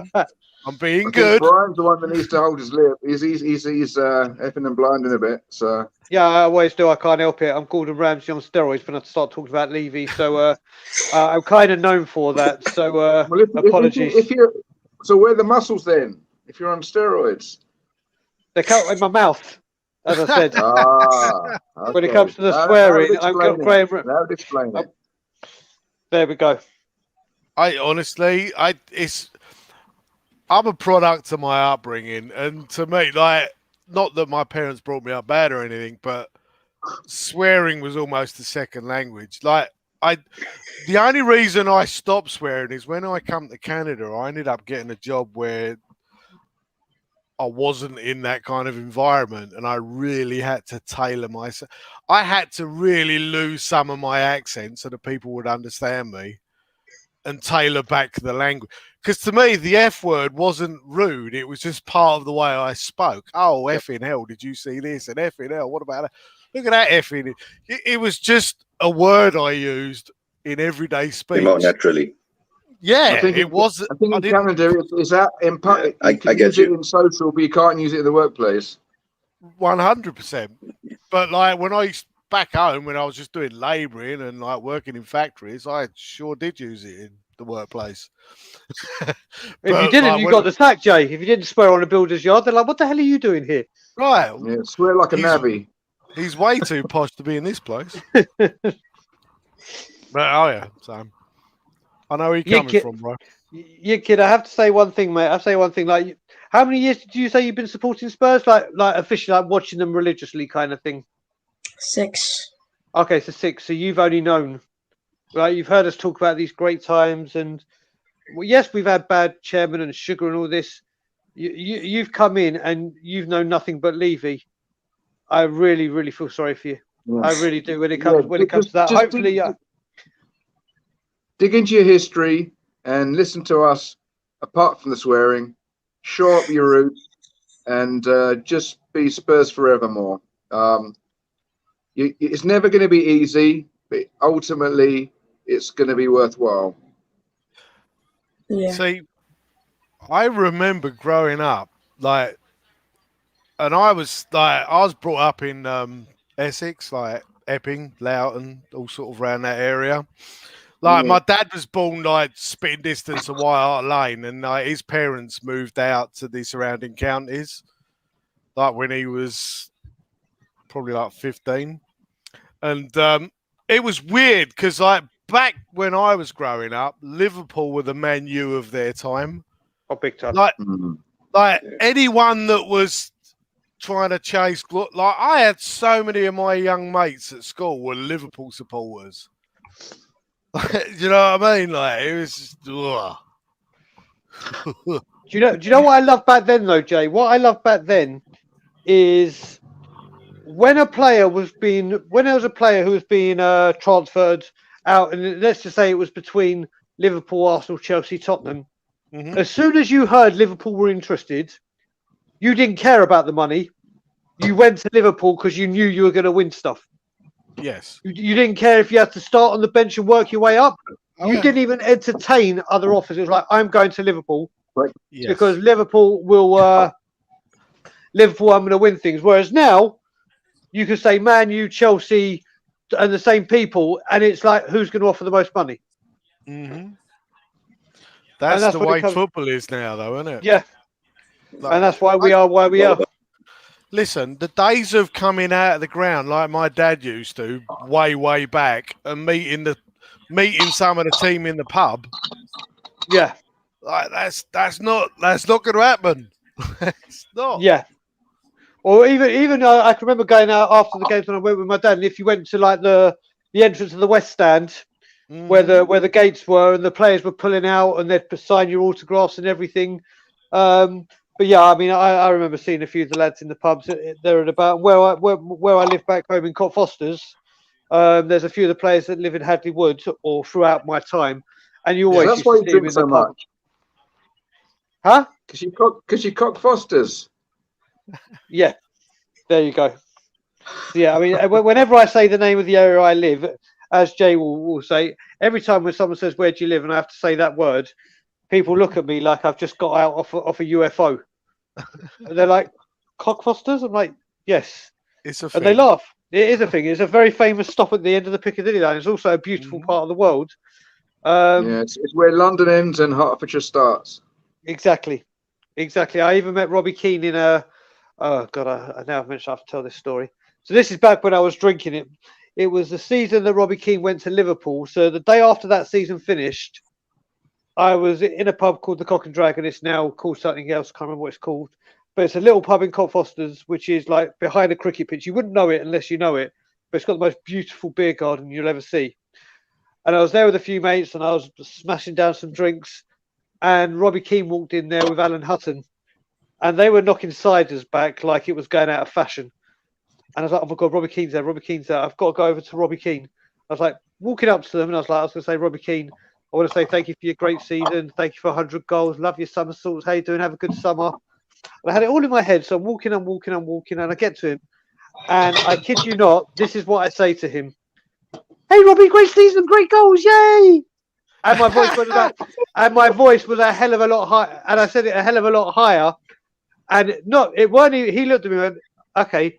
Alan Hutton looked at me as if he was about to eat me. Alan Hutton, you were taking the piss, didn't he? Oh, I've got not, mate. I didn't hang around to find out. Alan Hutton was a guy you just did not want to look twice at. He was an absolute beast. And I'll tell you what it is as well. With that Scottish accent, it makes someone that is a mean accent. Like if you don't know someone and they're talking to you, that accent sounds like they're ready to rumble. I was like, my brain was just saying, get out, get out, get out, get out. And I let's just say I left the pub a couple of pints after. But yeah, I'll never forget that bloody story. It was oh, Jesus Christ. Guys, You're back, Mr. K. The computer has finally finished updating or whatever it was doing that was causing the programs to crash in the first place. Yay! So it's done its little thing. I'm back using this particular setup. You know, previously I was trying to run it off a phone, which never works because it needs charging as well at the same time. And feedback, of course, very important.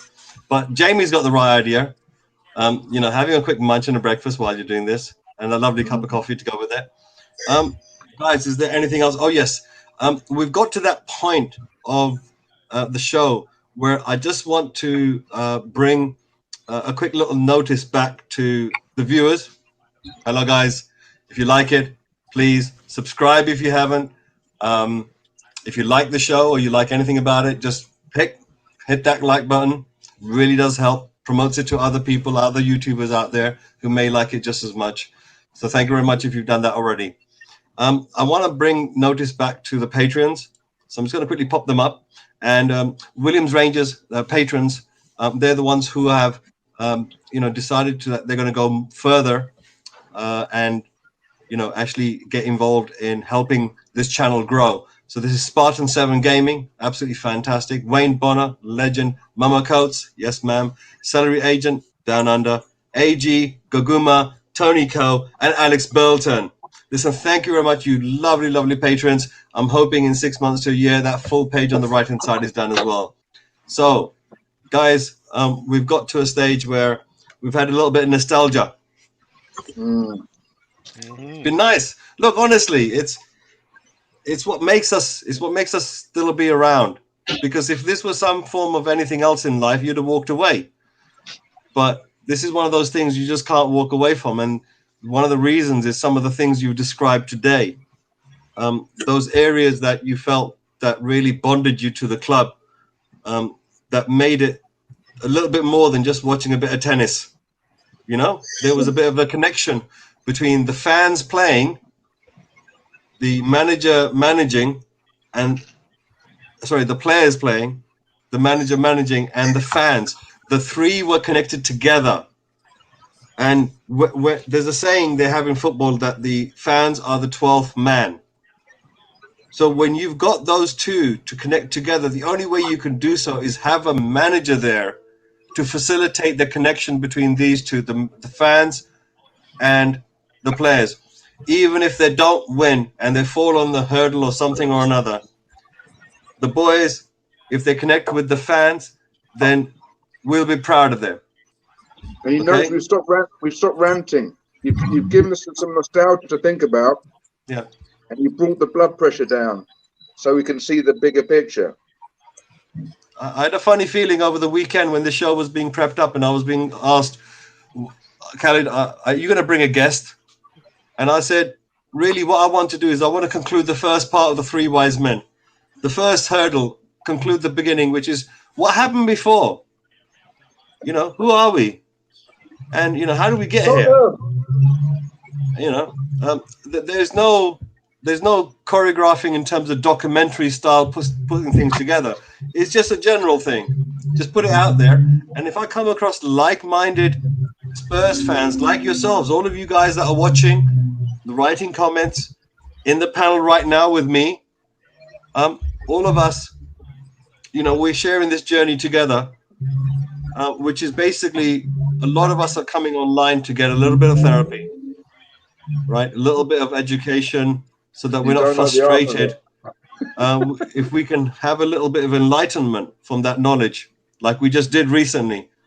We just got enlightened by the wonderful old stories of Spurs and its glory.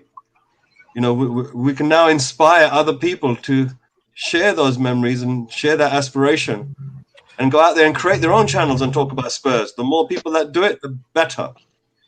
And why? Because that noise, hopefully, is going to start influencing people, because it can only get bigger.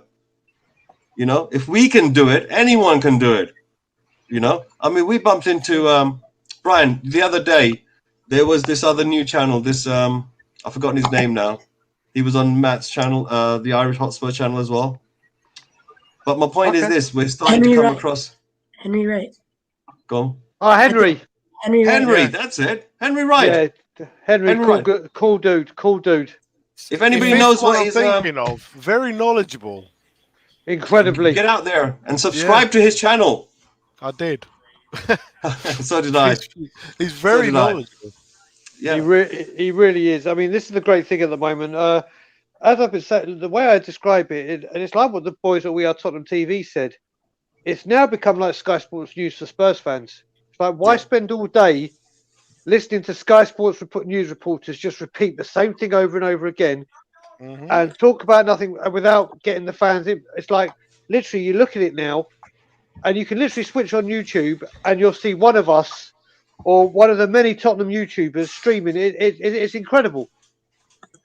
It is. I mean, I consider there's a group of people that I like to watch on YouTube, and I'll pop up in most things that you guys are involved in. Do you know what I mean?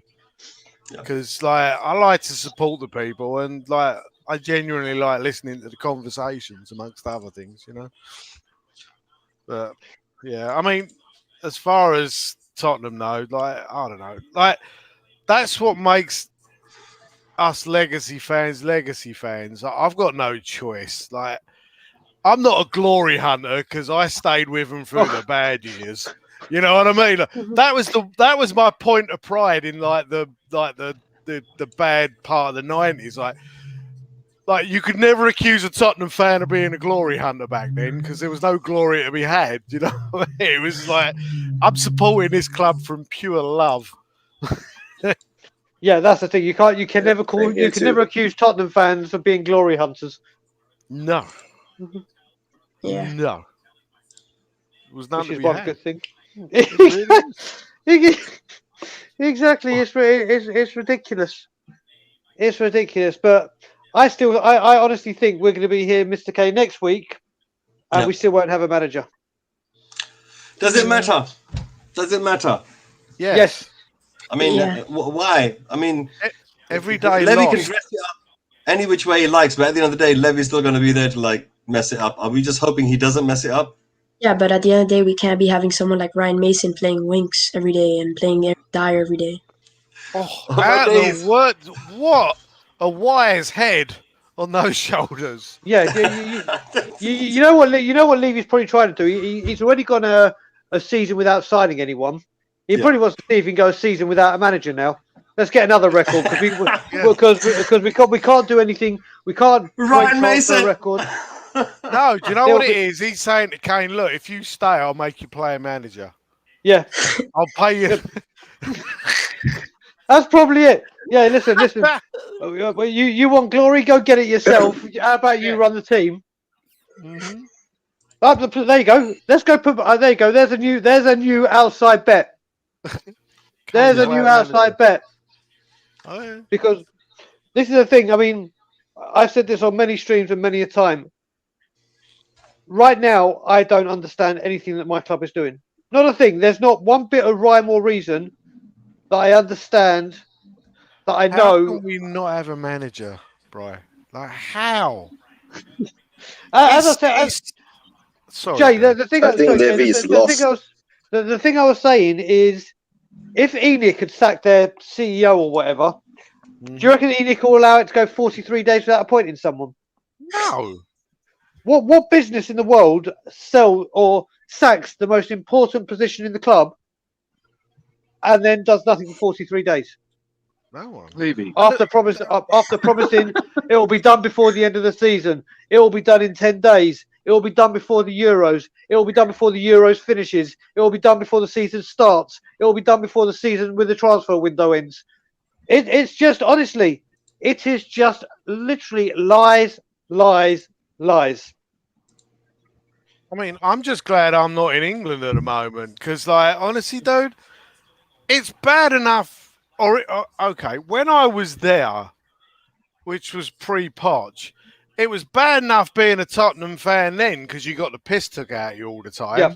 Yeah. Like, if I was there now, my mates would be riding me hard about this. You know, as it is now, I can ignore their messages. Dude, I'm in East London. I can't ignore anything.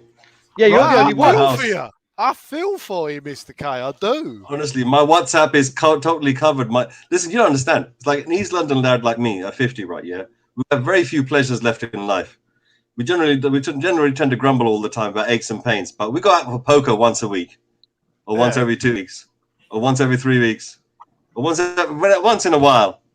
And you're playing your poker game, and you're trying to make some plays, and they just rib you constantly. It's like about the fact that are you gonna play your hand, or are you waiting for Tottenham to get a new manager? No, they do it deliberately. They do it at the right time with the right words and the right inflection, just to tip me off, so that my pair of aces. I start to doubt whether or not there might be a three of a kind out there, and I fold. Well, Jay, you know the other thing, Jay. The other thing is about us being here in Canada. Jay, are you on the same time zone as me? Are you 5 hours behind London? No, I'm 4. Okay, so you're 4. Okay, so either way, so when I wake up in the morning or whatever, and I check my phone, you find things out about 2, 3, 4 in the afternoon. Let's just say you found something out at 2 in the afternoon.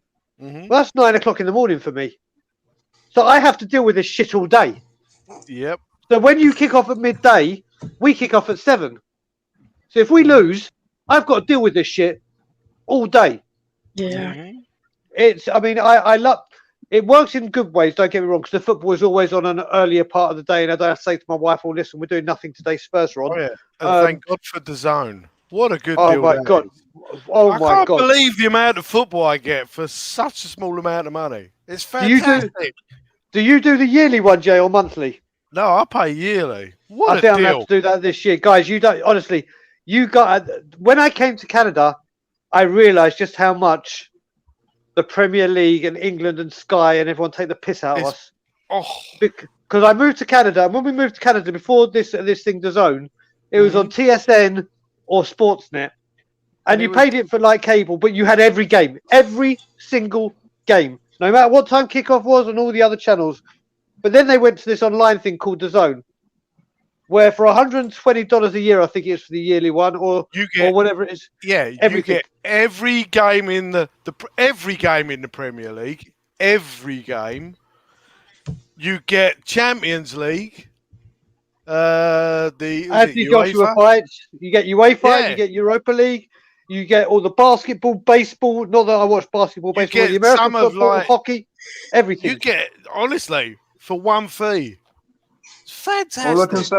All I can say is you're lucky. I'm in the Philippines, and unless you go to a sports bar or you're rich, you're listening to the radio.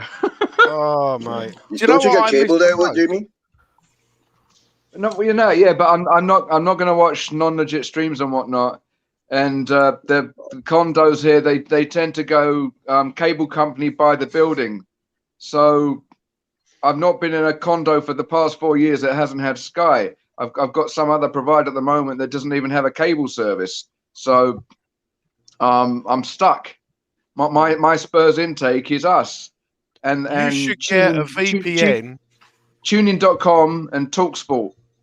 Get a VPN and buy a DAZN subscription and just set it to Canada and watch all the games. Yeah, I mean, look at Chris Peters' Legit, comments brother. there. That's what I'd be doing. So Chris Peters, my dad's got Virgin as well and pays for it. He spends £123 a month on Virgin. I'm just trying to work out what $120 is in English, but it's probably about 80 quid, isn't it, Jay? No, probably about 95. No. Maybe, yeah. Either way, dude, it's the deal with this. It's a deal. It's still. It's sailing. It's the Stellar fucking century. In fact, fucking Nick, I think I'll keep it. That's right. We have a youth in that. We have a youth in the house. It's the level of It's actually about £25 per month, but I get the sports package, the Korean shows, the whole movie package thing. On our, we got a monopoly cable provider here called Astro, right? So it covers everything, and Astro basically covers all the major football competitions in the world. Like we get the Euros, we get the World Cup, we will get Champions League, Europa League, and sometimes, but somehow or another, the League Cup we don't get it, but the League Cup final we get it, right? So, and we still get the Italian League. German League. It's quite a good package. I'm not sure whether you can get it in Philippines or not, Jamie. No.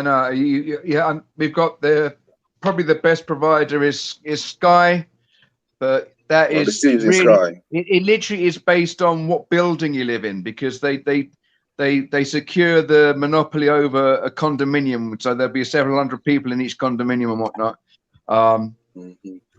There's most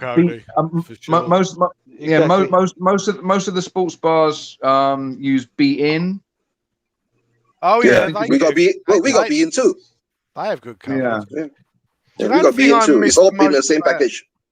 The thing I missed the most about England or Britain, but there's two things actually. Well, there's probably more than that, but the two main things I miss are curries. Oh mate, thank you. The thing is now, I'm actually a pretty decent cook, and I now make a wicked curry because you can't get one here for love nor money. So I've had to learn. Do you know what, Jay? My array of fresh spices and stuff's out this off the chart. Anyway, so it's curry. I miss curry so bad. Madras, bananas, and poppadoms. I miss curry, man. Oh, that's extra. And the other thing I miss, if I wasn't going to the game, I miss just going to the pub with some mates and watching a game of football and jumping up and hugging someone who I don't know when we score. I miss that interaction of football. I miss it so much. I lived in Arna's Grove, so the problem being is that you went into a pub and it would be literally like half Gooners, half Spurs, and you had to pick the part of the pub to sit in to make sure you wasn't going to get an earful. F them. There you go. Match of the day. That's me. Match of the day. I'm old school. Well, do you know what? I've been watching it for life. So I've just given Jason a link because we don't have Match Today over here. We have an equivalent of it, but we don't have. And then, honestly, there is something about, and I even had it when I lived back at home, watching Match Today on the first game of the season and just hearing it is.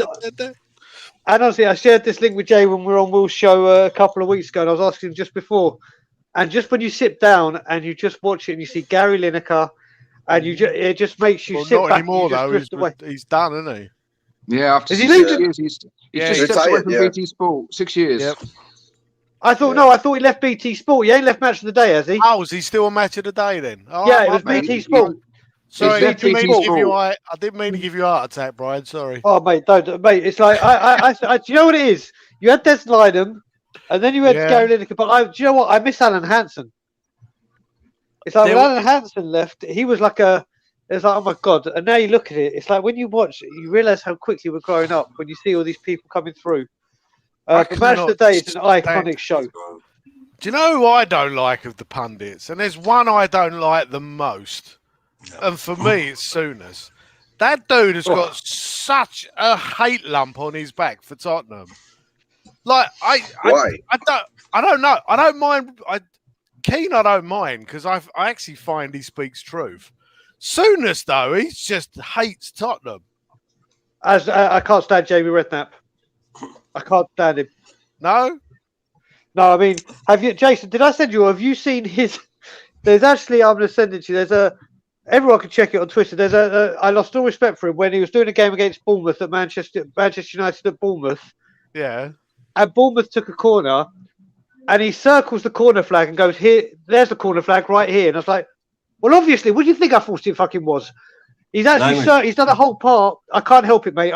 Listen, I'm like NWA. I come with explicit lyrics. I can't help it. I do apologise.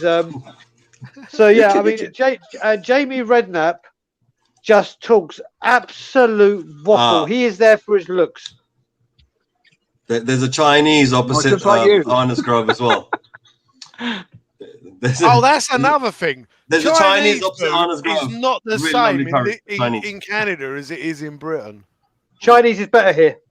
Yeah, China. Yeah, it is. It is. All right, not in Buckchuck, nowhere, Nova Scotia. No. I was very lucky. There's an area just north of Toronto called Richmond Hill, and it's like full of Chinese places. Absolutely every single type. Vietnamese, Koreans, everything you could imagine is there. And it's not just in one place, it's across the whole of the area. Best one I had was actually like 3 stone. Montreal. Oh, really? Yeah, Chinese is incredible here. But like you said, Jay, I've had this argument so many times with people back home. I mean, over here about the curries. And all my friends go, "Oh, you have to go to Little India. You have to go to Little India and have a look at there." And it doesn't matter what. Don't get me wrong. The quality of the meat is better. Quality of the meat is better.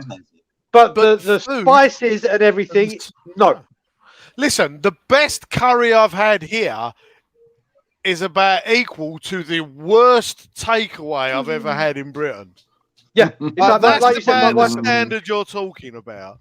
Yeah, my wife makes curries now. Like you said, it's the first thing I do when I go back home, depending whether I arrive morning or night, is I go for a full English.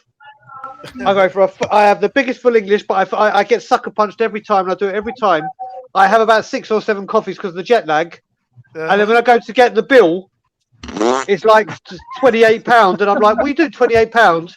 And they're like, "Well, you had 7 coffees," and I'm like, "Oh shit, I'm not in Canada where it's refillable." So I'm like, "Damn it!" But then if I land at night time, first thing I do, or the evening of my first day, is go for a curry. The very first 2 meals I have. Oh yeah. And Gallia's in the building. I love this woman. This woman knows her Tottenham shit. She is appearing everywhere. She is awesome. So hello, Aglia. I always butcher her name. Yeah. Well, one day she's going to come on and let you know how it's really pronounced. I would love her to. Either here or Tottenham away, I'd love her to come on. 100%. You know what? I think, considering how much time we have left, I think I'm going to do it one more time.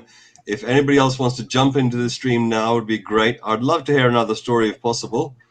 But there you go. Bang, it's out there. I wanted to keep the show to a certain degree within a time limit because everyone's got things to do. It's not and I really wanted to conclude the first 3 episodes of, the 3 wise men, giving us the initial part of where we're coming from.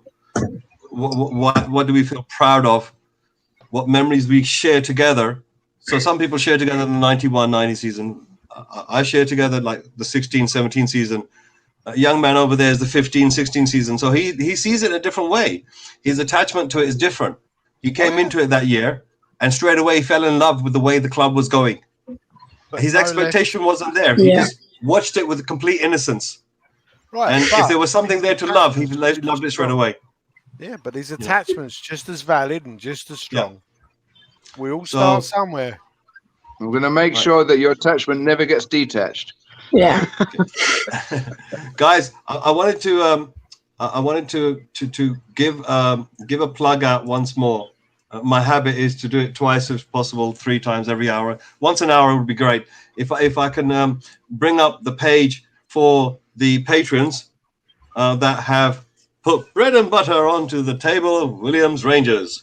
Yes, hardy folk that are on their horses out in the fields. But these are the people that have backed them up. The Spartan 7 Gaming, thank you very much, sir. Wayne Bonner, absolute pleasure. Mama Coates, my lady. Celery Agent, yes, you're down under. AG Gaguma, Tony Coe, and Alex Belton. Absolutely. Now, I've been trying to, I think I can do this, if it's possible. I got broads in Atlanta. She took the lean in the family. Credit cards in the scammers. Getting no list in the bank. Legacy. Panda. I got broads in Atlanta. She took the lean in the family. Credit cards in the scammers. Getting no list in the bank. Legacy. Okay, so guys, a couple of things there. I mean, obviously, I'm mucking around with technology. There's people out there can do better things, but the main thing is this: 3 wise men are here for only one purpose, right? And that is to basically bring people together, get them to share ideas, get them to share knowledge, so we can learn and maybe have a better insight as to what has been going on and what is currently going on. By being better equipped, the fan is able to discern when tricks are being played in the media, the circus and the noise of choosing a manager as opposed to doing it in 2 days like Everton. Bang, bang, bang. Boom. Straight to Real Madrid. There you go. So why is that? Because I feel as if games have been played with us. The fan base. Not the media, not the rival fans, but us, the supporters. No matter what time you started supporting Spurs, if it's longer than 12 months, pretty much, it doesn't matter. This year is just an example where at the beginning they show you a whole wonderful bunch of things and they give you with hope. Where did that hope come from? That came from these moments we just described. The hope. What's the hope from? From previous yesteryear when we had an attachment. We said, this is my Spurs. What happens is Levy plays upon those feelings and he puts things out there to give you that hope. And all the while, there's no glory. The only glory is his bank balance. So I'm hoping that the next episode that we do, we start to dig a little bit more and start to educate a little bit better on some of the things that have been occurring, the transfers, the non-transfers, the maligning of people's names, keeping people quiet, getting the fan base to attack certain people on the say-so of the agenda, which is the policy of making money and putting it in their pockets. Constantly giving out lies and making other people tell their half-truths. This mesh, this web that Levy has built up over 20 years. I mean, it's laughable, some of the actions he does. So there's only 2 reasons. One is incompetence of the highest order. Okay? His actions over the last 10 years in particular. Incompetence of the highest order. 5 million here, 5 million there. That's incompetent. I'm sorry, but it is. Right? We lose an absolute legend of a manager without a trophy. We're now about to lose an absolute legend of a player in our lifetime. Well, some people have got other players too. There's Gascoigne, there's people from before, Greavesy, Perryman, so forth. But in this current batch, without doubt, we're losing one of the best. Not just for us, but for the country. And this man's going to walk away without a trophy. We're a big club, top 10. Right? So why do you feel like this right now? Why do you feel so low right now when I mentioned that? It's the love of the club. It's what it's being brought down to. The main reason why we created this channel is because we want to see a change. We don't want to scorch the earth. We just want some pride back inside the shirt and the players on the pitch. So if enough of us can start making noise, become better educated, know which buttons to press on Twitter, which channels to go onto on YouTube and put your message in the chat because maybe they might switch. Know which channels I'm talking about. So we'll explore some of that element. I'm not saying people are evil or bad or anything. I think they're just selfish. And when people are selfish, they're not thinking about other people. And the basic word fan is the opposite of selfish. We care about a badge and we'll hold hands together because we care about the badge, and we're with each other because we both care about the badge. You know, that's not a selfish thought. We share that thought with the players on the pitch. And what happens to them? They say, thank you very much. You feel like we've got 12th man. We've got an extra man on the pitch for us. Thank you very much. That's not selfish. That's the opposite of selfish. That's what it means to be a fan. But there are some people out there that are calling themselves a fan, but they're not keeping up the duty of what a fan means. They're playing the games that Levy has put together for 20 years. Right now, the circus has been going on for the last how many days? Brian, what's the date count? Today is day 44. Day 44. Crying out loud, 44 days without a manager. And Ancelotti, Ancelotti's not exactly a small character, bruv. You know, he's a big fella. He's got a lot of silverware. He's respected. Within 2 days, bang, he's in Real Madrid. So, I just want to say to you, so what you've got to look on with this, now, like I said, I could pick the bones out of any Levy argument or any reason for him to be sacked. I mean, even if you gave me a short time period like from the Super League onwards, but when you let's chuck all of that out the window, and what people have got to remember when this is the kind of guy you're dealing with. First of all, he sacks the manager at half time in Martin Jol. That's the class of the man. So that's the first. That's the first thing that we got to talk. That you got to. This is like the very first thing. But what I need to add here is we sacked Jose Mourinho before a final. Did he need to go? Yes. Should he have gone before the final? No. But then what you got to look at is when we sacked him, we were told we'd have a manager by the end of the season. Well, that was a lie. We told we will have a manager 10 days, within 8 to 10 days of the season. Tomorrow is day 10. And now, on day 9, we've been told that, forget day 10, it will be done before the start of the Euros. So just in that 44 days, he's lied 3 times. 3 times. And I'm not even talking about transfers that he's let down or fees he hasn't paid. I'm talking about hiring the player that is going to be the captain of the ship, the one that will give everything, and at least let the players know and let the fans know. Okay, we've gone with this manager, whether we agree or not. This is the guy. This is the direction we're going to go in, and we all know what's going to happen. We're going to repeat the cycle because he's not going to get back, and then here we go. We go back to this again. But 44 days, 3 lies, and every time it's. As you saw Thursday, the media stunt started, and then it's just gone so quiet, so quiet. So, like we said, as you were saying, and as I said at the beginning of the show, Real Madrid and Zidane part ways on Thursday. Last Thursday, it is Tuesday.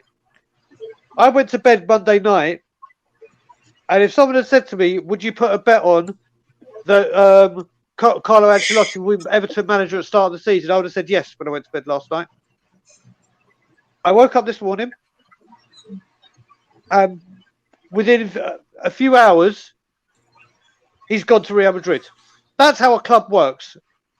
Real Madrid didn't come out and say, we're going for this guy, we're going for this guy, we're doing this, and then not deliver. They didn't say a goddamn word. Was it Conte? Was it Poch? Was it this? Was it that? No one. We're our own worst enemies because apparently Daniel Levy likes to keep things quiet, so we don't get screwed over. He's screwing himself over. Let's be really quiet and then just go blank to the world. We want Pochettino.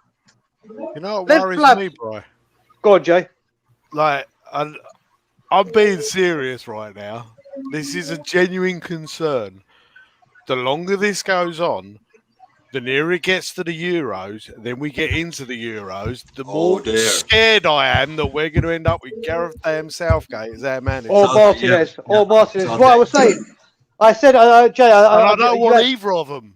No. I saw you on Tottenham away yesterday. I saw you in the comments. And I said, listen, I honestly reckon, or I might have said it on the 2 Bryans. I think it might have been the 2 Bryans. I said, we're going to have a manager. It just won't be any of the 3 that we're talking about. Mm-hmm. And we've got to keep a very big eye, unfortunately, on Martinez and Southgate and just hope they qualify through to the next round. because this is what's happening. We don't want to, like we said, go back to Real Madrid. Don't say a damn word. They don't go, oh, listen, we're going for this. We're going for this. They get their man.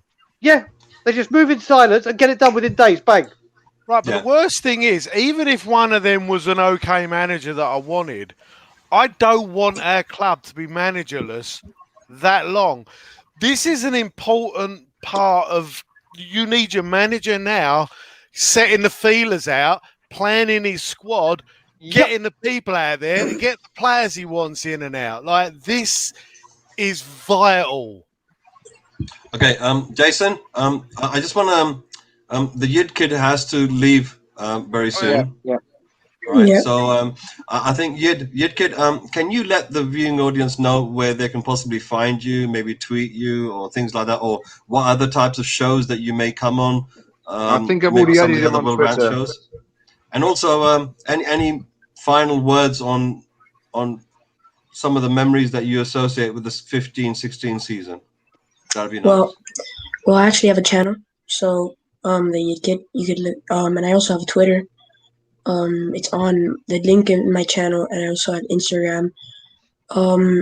And my best memory from that season is when Harry Kane scored that last-minute goal against Arsenal, which was my first ever Tottenham game that I ever watched. Yeah, I like that goal. So it was a fantastic game for me. I like that goal. I like that One of the best headers I've ever seen in my life. Yeah. I would have said the 15-16 season, but the 16-17 was us. That was us. Wanyama coming in, that was for me the steal of why I said 16-17. But the 15, the fabric of it, the skeleton of what Poch was trying to design was definitely there in the 15-16. The Yid Kid, it's an absolute pleasure having you on this panel. Love the memories you've been bringing up. I hope to see you the next time that we're on this show, every Tuesday night, 11 o'clock p.m. GMT, and we finish around about 2 hours, which is 9 minutes ago. But yeah, thank you very much, Yid Kid, and if you'd like to say bye. Thank you for having me. See you guys later. See you later, buddy. Three wise men and one wise boy. There's a lot of young youth nowadays that are coming through that are very wise, like this young Yid Kid. Absolute pleasure. Bye. See you. Take care, Yid Kid.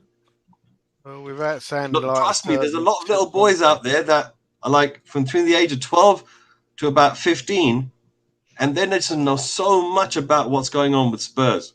That they shouldn't need to know, but they know it. And I think to myself that it took me a long time as a fan to like trying to connect the dots. But these young lads, they've got it straight away. And I think is it in part due to the way the social media as we are on the channels? They've got instant access. It's not always word of mouth like it used to be. Yeah. And I think maybe like me, for example, I went onto Twitter quite late recently just to get Will's link. And so I think with the youngsters, they've been on Twitter all this time anyway. So for them, it's like it's so toxic. I can't be dealing with it. Yeah, I think we can't. I found one thing. It's just a toxic environment. Like I found a way to tackle that. People on it. Just block them. Honestly, I can't. Peace of mind. That's effort, and I don't want to put. If I don't go on it, I don't need to bother.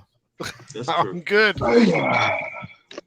I had that. I literally every now and again I go on there once in a while when one of Brian's posts gets flashed up and I like it, then I log out again. I'm like, I'm done with it.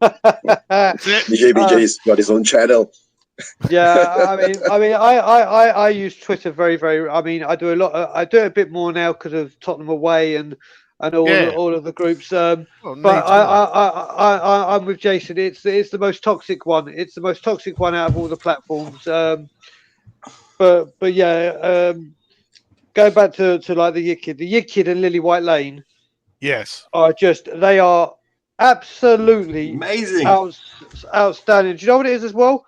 I love the story, like the Yid Kid was saying about his grandfather and his grandpa brought him up on it, and that's the way it is. I mean, I remember my dad and my late grandfather. I only had the one grandfather. Just talking to me like, if I said the people that lived in England will understand this. Actually, that's everyone here, so I don't need to worry. Only fools and horses. When Uncle Albert used to say during the war. That used to be my dad and grandpa with Spurs hearers, with Spurs stories. Yeah. I'd be like, let's talk Spurs. It'd be like, okay, and I'd be like, yeah, it's a Del Boy, man. It's a Del Boy. You know, 2-horse race come third. It's a Del Boy. It's a Rodney show. But this is the thing. We got some great fan. I mean, Yidkid and Lillywhite are going to be superstars. They are going to be superstars, or whatever they want to do.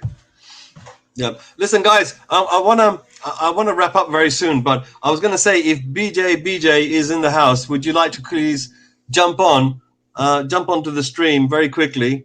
We're gonna stay on for another few more minutes. I really want to kill the show very soon.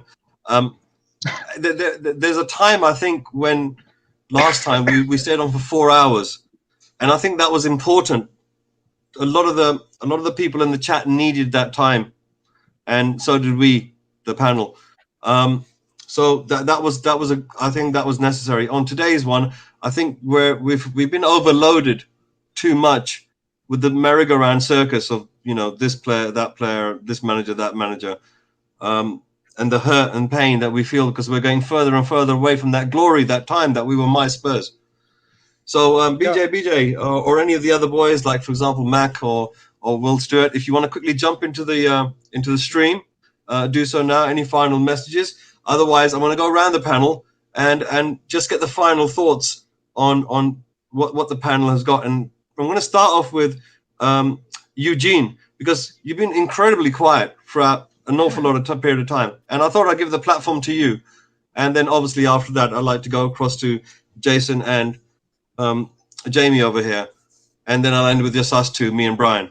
So Eugene, your final thoughts on what's going on. Just go and watch what you remember, whether or not you wish to, how do you balance the two? Yeah. Like I was going just now, the 81 season that was actually brought me into the love for Spurs, right? So, and from then on, somehow another mechanism kicked in, right? That we don't expect too much from the club, but once in a while, when we get to a club final, cup final, like League Cup or FA Cup, right? We weren't aiming for the top 4 then. During those days, there wasn't such a thing as top 4 and all that. So we just plugged on and hoped for the glories in the cups, because, you know, like you said, during those period of times, the 80s, 90s, the dominant team was Liverpool, right? And then after, when the Premier League came out, MU was the dominant team. So, but somehow another, the expectation has been built up by Levy, and now it's not been met by him, right? So, and like you put out a message on our group rants, right, earlier, that there was somebody saying that, you know, 85% of the Spurs fan base is satisfied with Levy.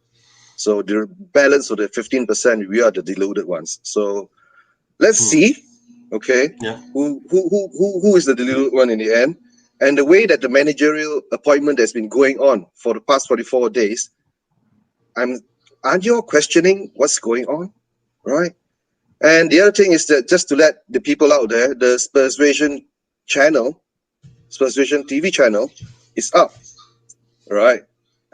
So that channel will be more or less me and Jamie in the Philippines trying to build content for the fans in Asia, okay? So for the fans in Asia who are still out there and still on this chat now, go over and check Spurs Vision TV, right? We are new. We are still building up, and I'm still trying to figure out in the middle of the night. Yeah, and true. And I'm trying still to figure out how to use the StreamYard and all the things, you know, because we are not like the hit kid age, you know. Everything comes to them very quickly on the technology side. Mr. Stewart. Here's a piece of advice. Eugene, here's a piece of advice. When it comes to StreamYard, throw yourself in and good luck. That's the best way to learn. I know. No, I understand, but how to operate it? That's what I'm saying. That's what happens. In your desperation, your brain goes into overdrive mode, and all of a sudden it becomes one with StreamYard. I've already signed in. I already linked up the channel with StreamYard. Yeah. But I don't know how to switch it on. The big YouTube. bastard. YouTube. Go to YouTube and get some lessons on StreamYard.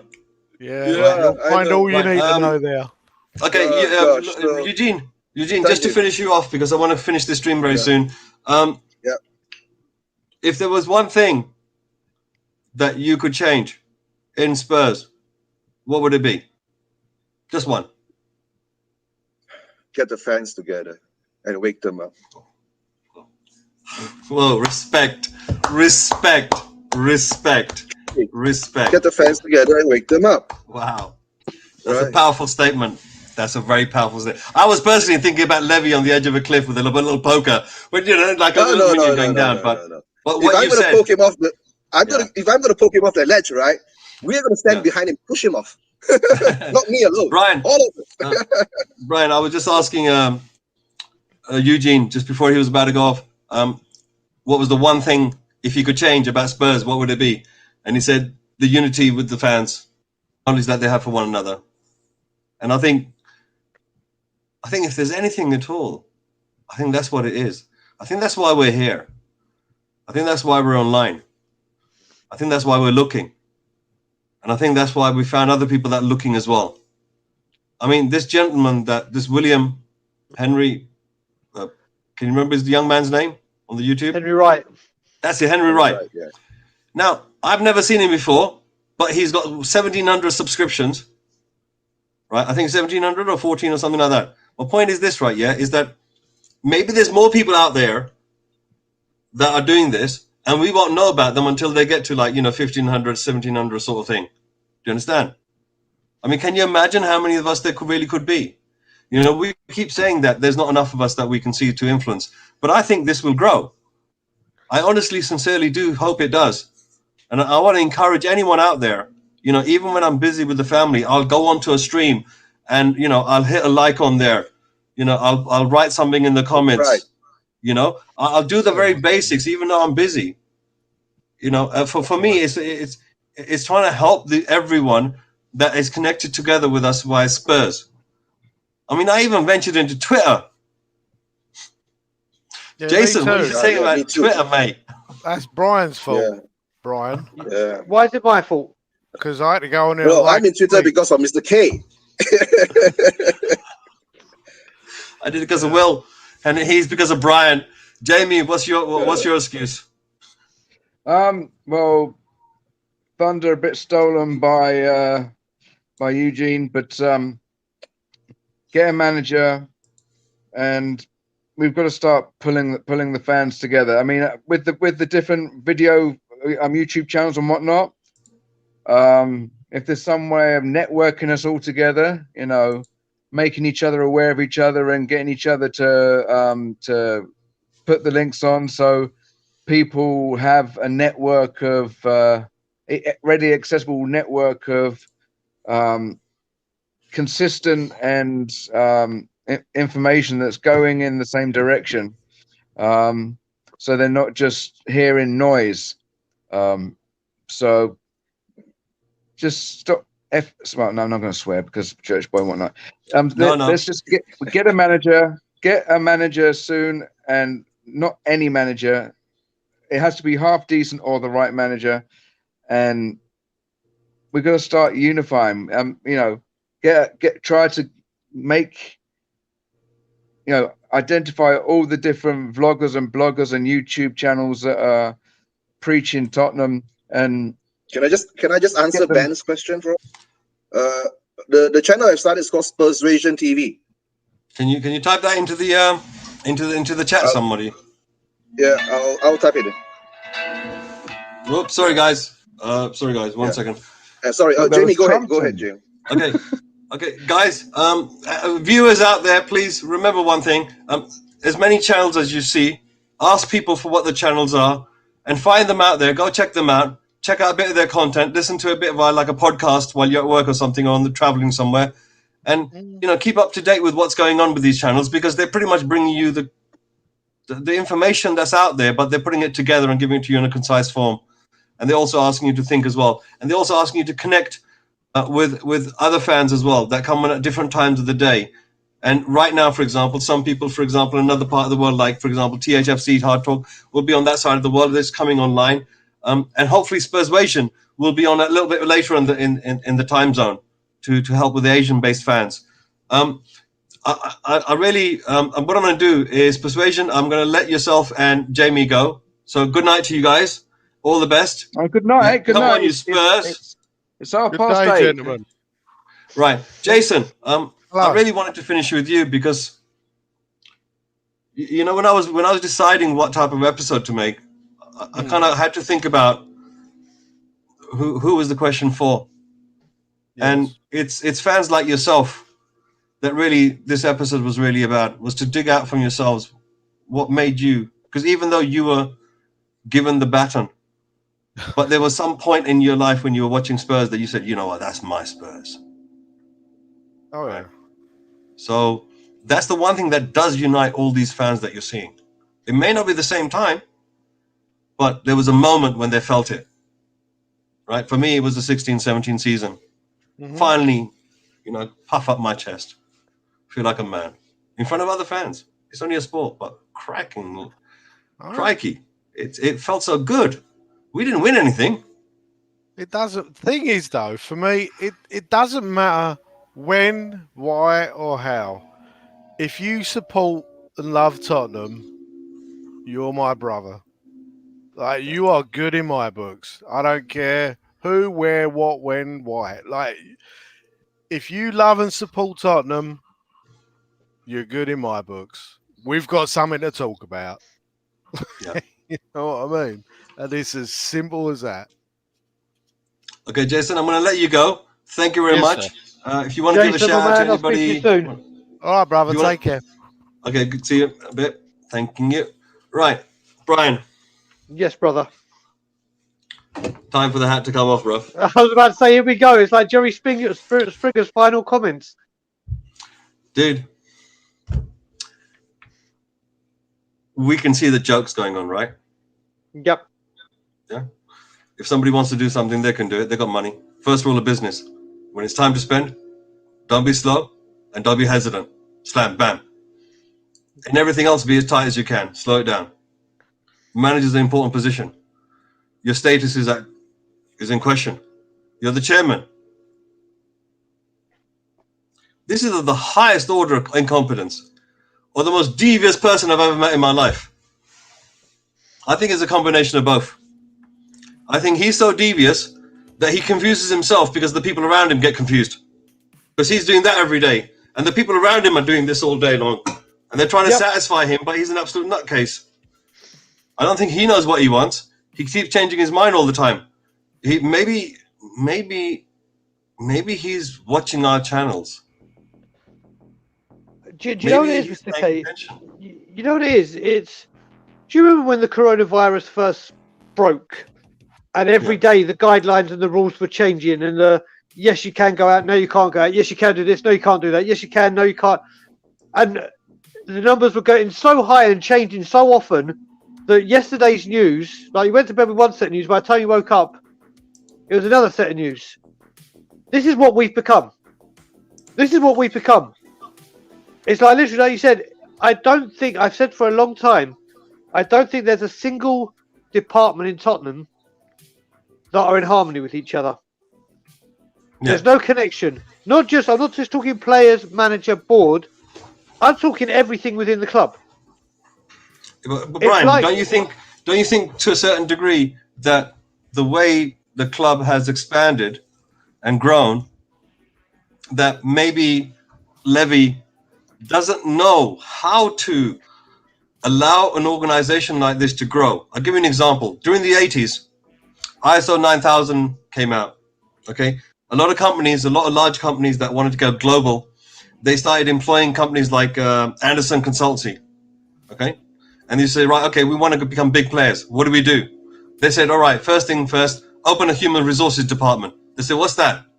He goes, a separate department that employs people. No, but we've got people in house to employ people.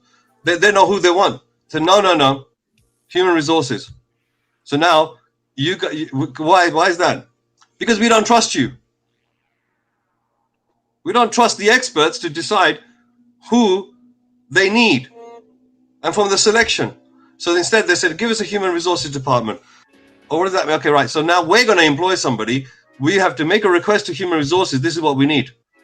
And here's the budget for it. We've done that already.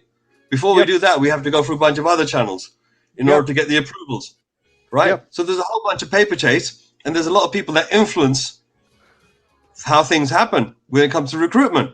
Now, one of the ways that football organizations in Europe said that, you know what, we need to have some sort of bridge between the experts and this human resources department that don't know diddly squat. So they came out with something called the technical director. Now, the technical director only works if you have a football director. Okay? So these two positions are absolutely important and vital if you want to kind of like have somebody that glues it all together with the philosophy of the club. That's called the technical director. Then you have the football director who decides what type of players, what type of training, what type of coaches. He makes the request to the technical director. These are the type of coaches we need. And the technical director weaves it in. Because I'll give you an example. You could have a manager one year and he comes along and says, listen, I want this particular type of coach. And you look at the rest of your coaching staff and you think, you know what, if I bring that guy in, he's going to take the piss. I mean, who would that be? Roy Keane? So, you know, say you want John Terry to come in, for crying out loud. To stand next to Ledley and try to tell the boys how to defend. Yeah, the manager might say that crap. I don't know, Conte, Jose, whatever. But the technical director will turn around and say, no, that doesn't mesh with the theme of this club. Right? So now all of a sudden you got people that are employed within positions within the organization that have a natural flow from one another within the organization. This is just as important. This is when you get to a larger organization, these things are absolutely fundamental. Now, Levy has not held a technical director role. He had one at the beginning of the season, right? Right at the beginning of the season, he had a technical director. But there are different types of technical directors. There are some that are just in charge of recruitment, nothing else. And there's some that get involved with the policy of implementing the philosophy of the club. And I believe that this particular technical director wasn't the latter. I think he was just in there for employment, like jobserve.com. And I think Hitchin is like the scouting version of jobserve.com. And I think Levy is not employing the intellectual quotient of what human beings like Luis Campos, you're not employing those type of people who have an affinity, who know, right? So sorry about that. Got to get going soon. But anyway, enough about me prattling on. Brian, when's the next time you're going to be on somewhere? Where can people find you other than here? Notice you got Tottenham away, but I've seen you in every stream, mate. Yeah, I put the hours in. By the way, how was your interview? Did you find out? Yeah, unfortunately, I didn't get the job. Unfortunately, no, but you tried though. I tried. There's a silver lining behind that anyway. So the manager I used to work with at Booking.com, that literally I would become a cleaner for her. If she moved to Greenland and told me she's got a job for me, I'd leave Canada and go to Greenland. She's like that good at it. She's the best manager I've ever worked for. She's let me know that she's looking for team leaders within the next few weeks and she's coming to get me. So if I had taken this other job, I always said whenever she comes for a job, I will leave everything to go work with her. So every cloud has a silver lining. But one thing I do want to talk about before I talk about where you can find me is the thing about it the most, especially this season, whether you're Levy in and Enoch in, whether you're Levy and Enoch on the fence, or like me, you're Levy and Enoch totally out, is this summer we all said, thanks Dazza buddy. So the thing that we all said is this is the most important summer in Spurs' recent history.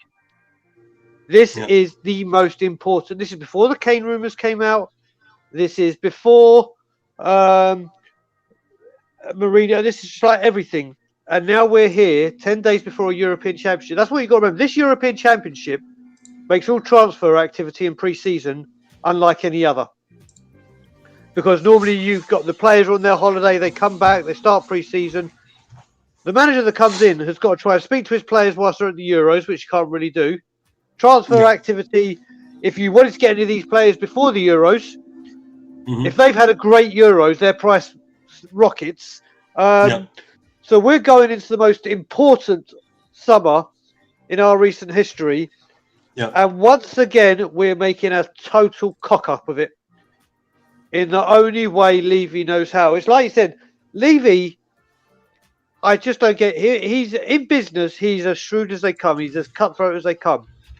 Yeah. Surely you become a good businessman because you're great at what you do. Mhm. So why don't you do that on the football pitch and hire people that are great at what they do? And that's what costs. And that was what costs money. Cheers, Tommy G. So now where you can find me. I mean, you can always find me on Tottenham Away. The next time we go live, that is planned live, is on Friday, an evening with the two Bryans, which is midnight Friday evening, Saturday morning, GMT, and 7 p.m. Eastern. And then I could be on many streets before then. And if any other news breaks, which I doubt, I'll be everywhere. But the main place you can find me is at Tottenham Away. Right. Okay. So listen, I'm gonna do the outro now, and just wish everyone the very best. Fans, if you're out there, reach out to other fans. Will's in the house. Who's that? Oh, Oh, my Jesus days. fucking goddamn Christ. Oh my You have days. to do it. Leave the stream without me talking to you. My computer's being possessed. You had to do it. My computer's being possessed. Yes, sir. And I'm calling you Will, sir, not the buffoon that you just had on the screen. I love you, buddy. I love you. I hate you. Right. So listen, I'm gonna put the outro on, and oops, sorry, I'm just accidentally ringing for no reason. Brian, it's been an absolute pleasure having you Always, sir. as part of the Three Wise Men. I know that you've got the most intensely busy schedule that you could possibly imagine. That's the missus getting on the blower saying, "What the hell are you? He's meant to be sleeping tonight." Right. So anyway, listen, viewers, please smash that subscribe if you haven't done so. Smash a like. Let's look forward to the next week's episode where we're going to start to deal with a little bit more nitty gritty and get away from all this rhetoric that's currently going on. All right, Brian, absolute blessed. And all you lovely viewers out there, please stay safe. And come on, you Spurs. 1, 2, 3, 4. Let's go.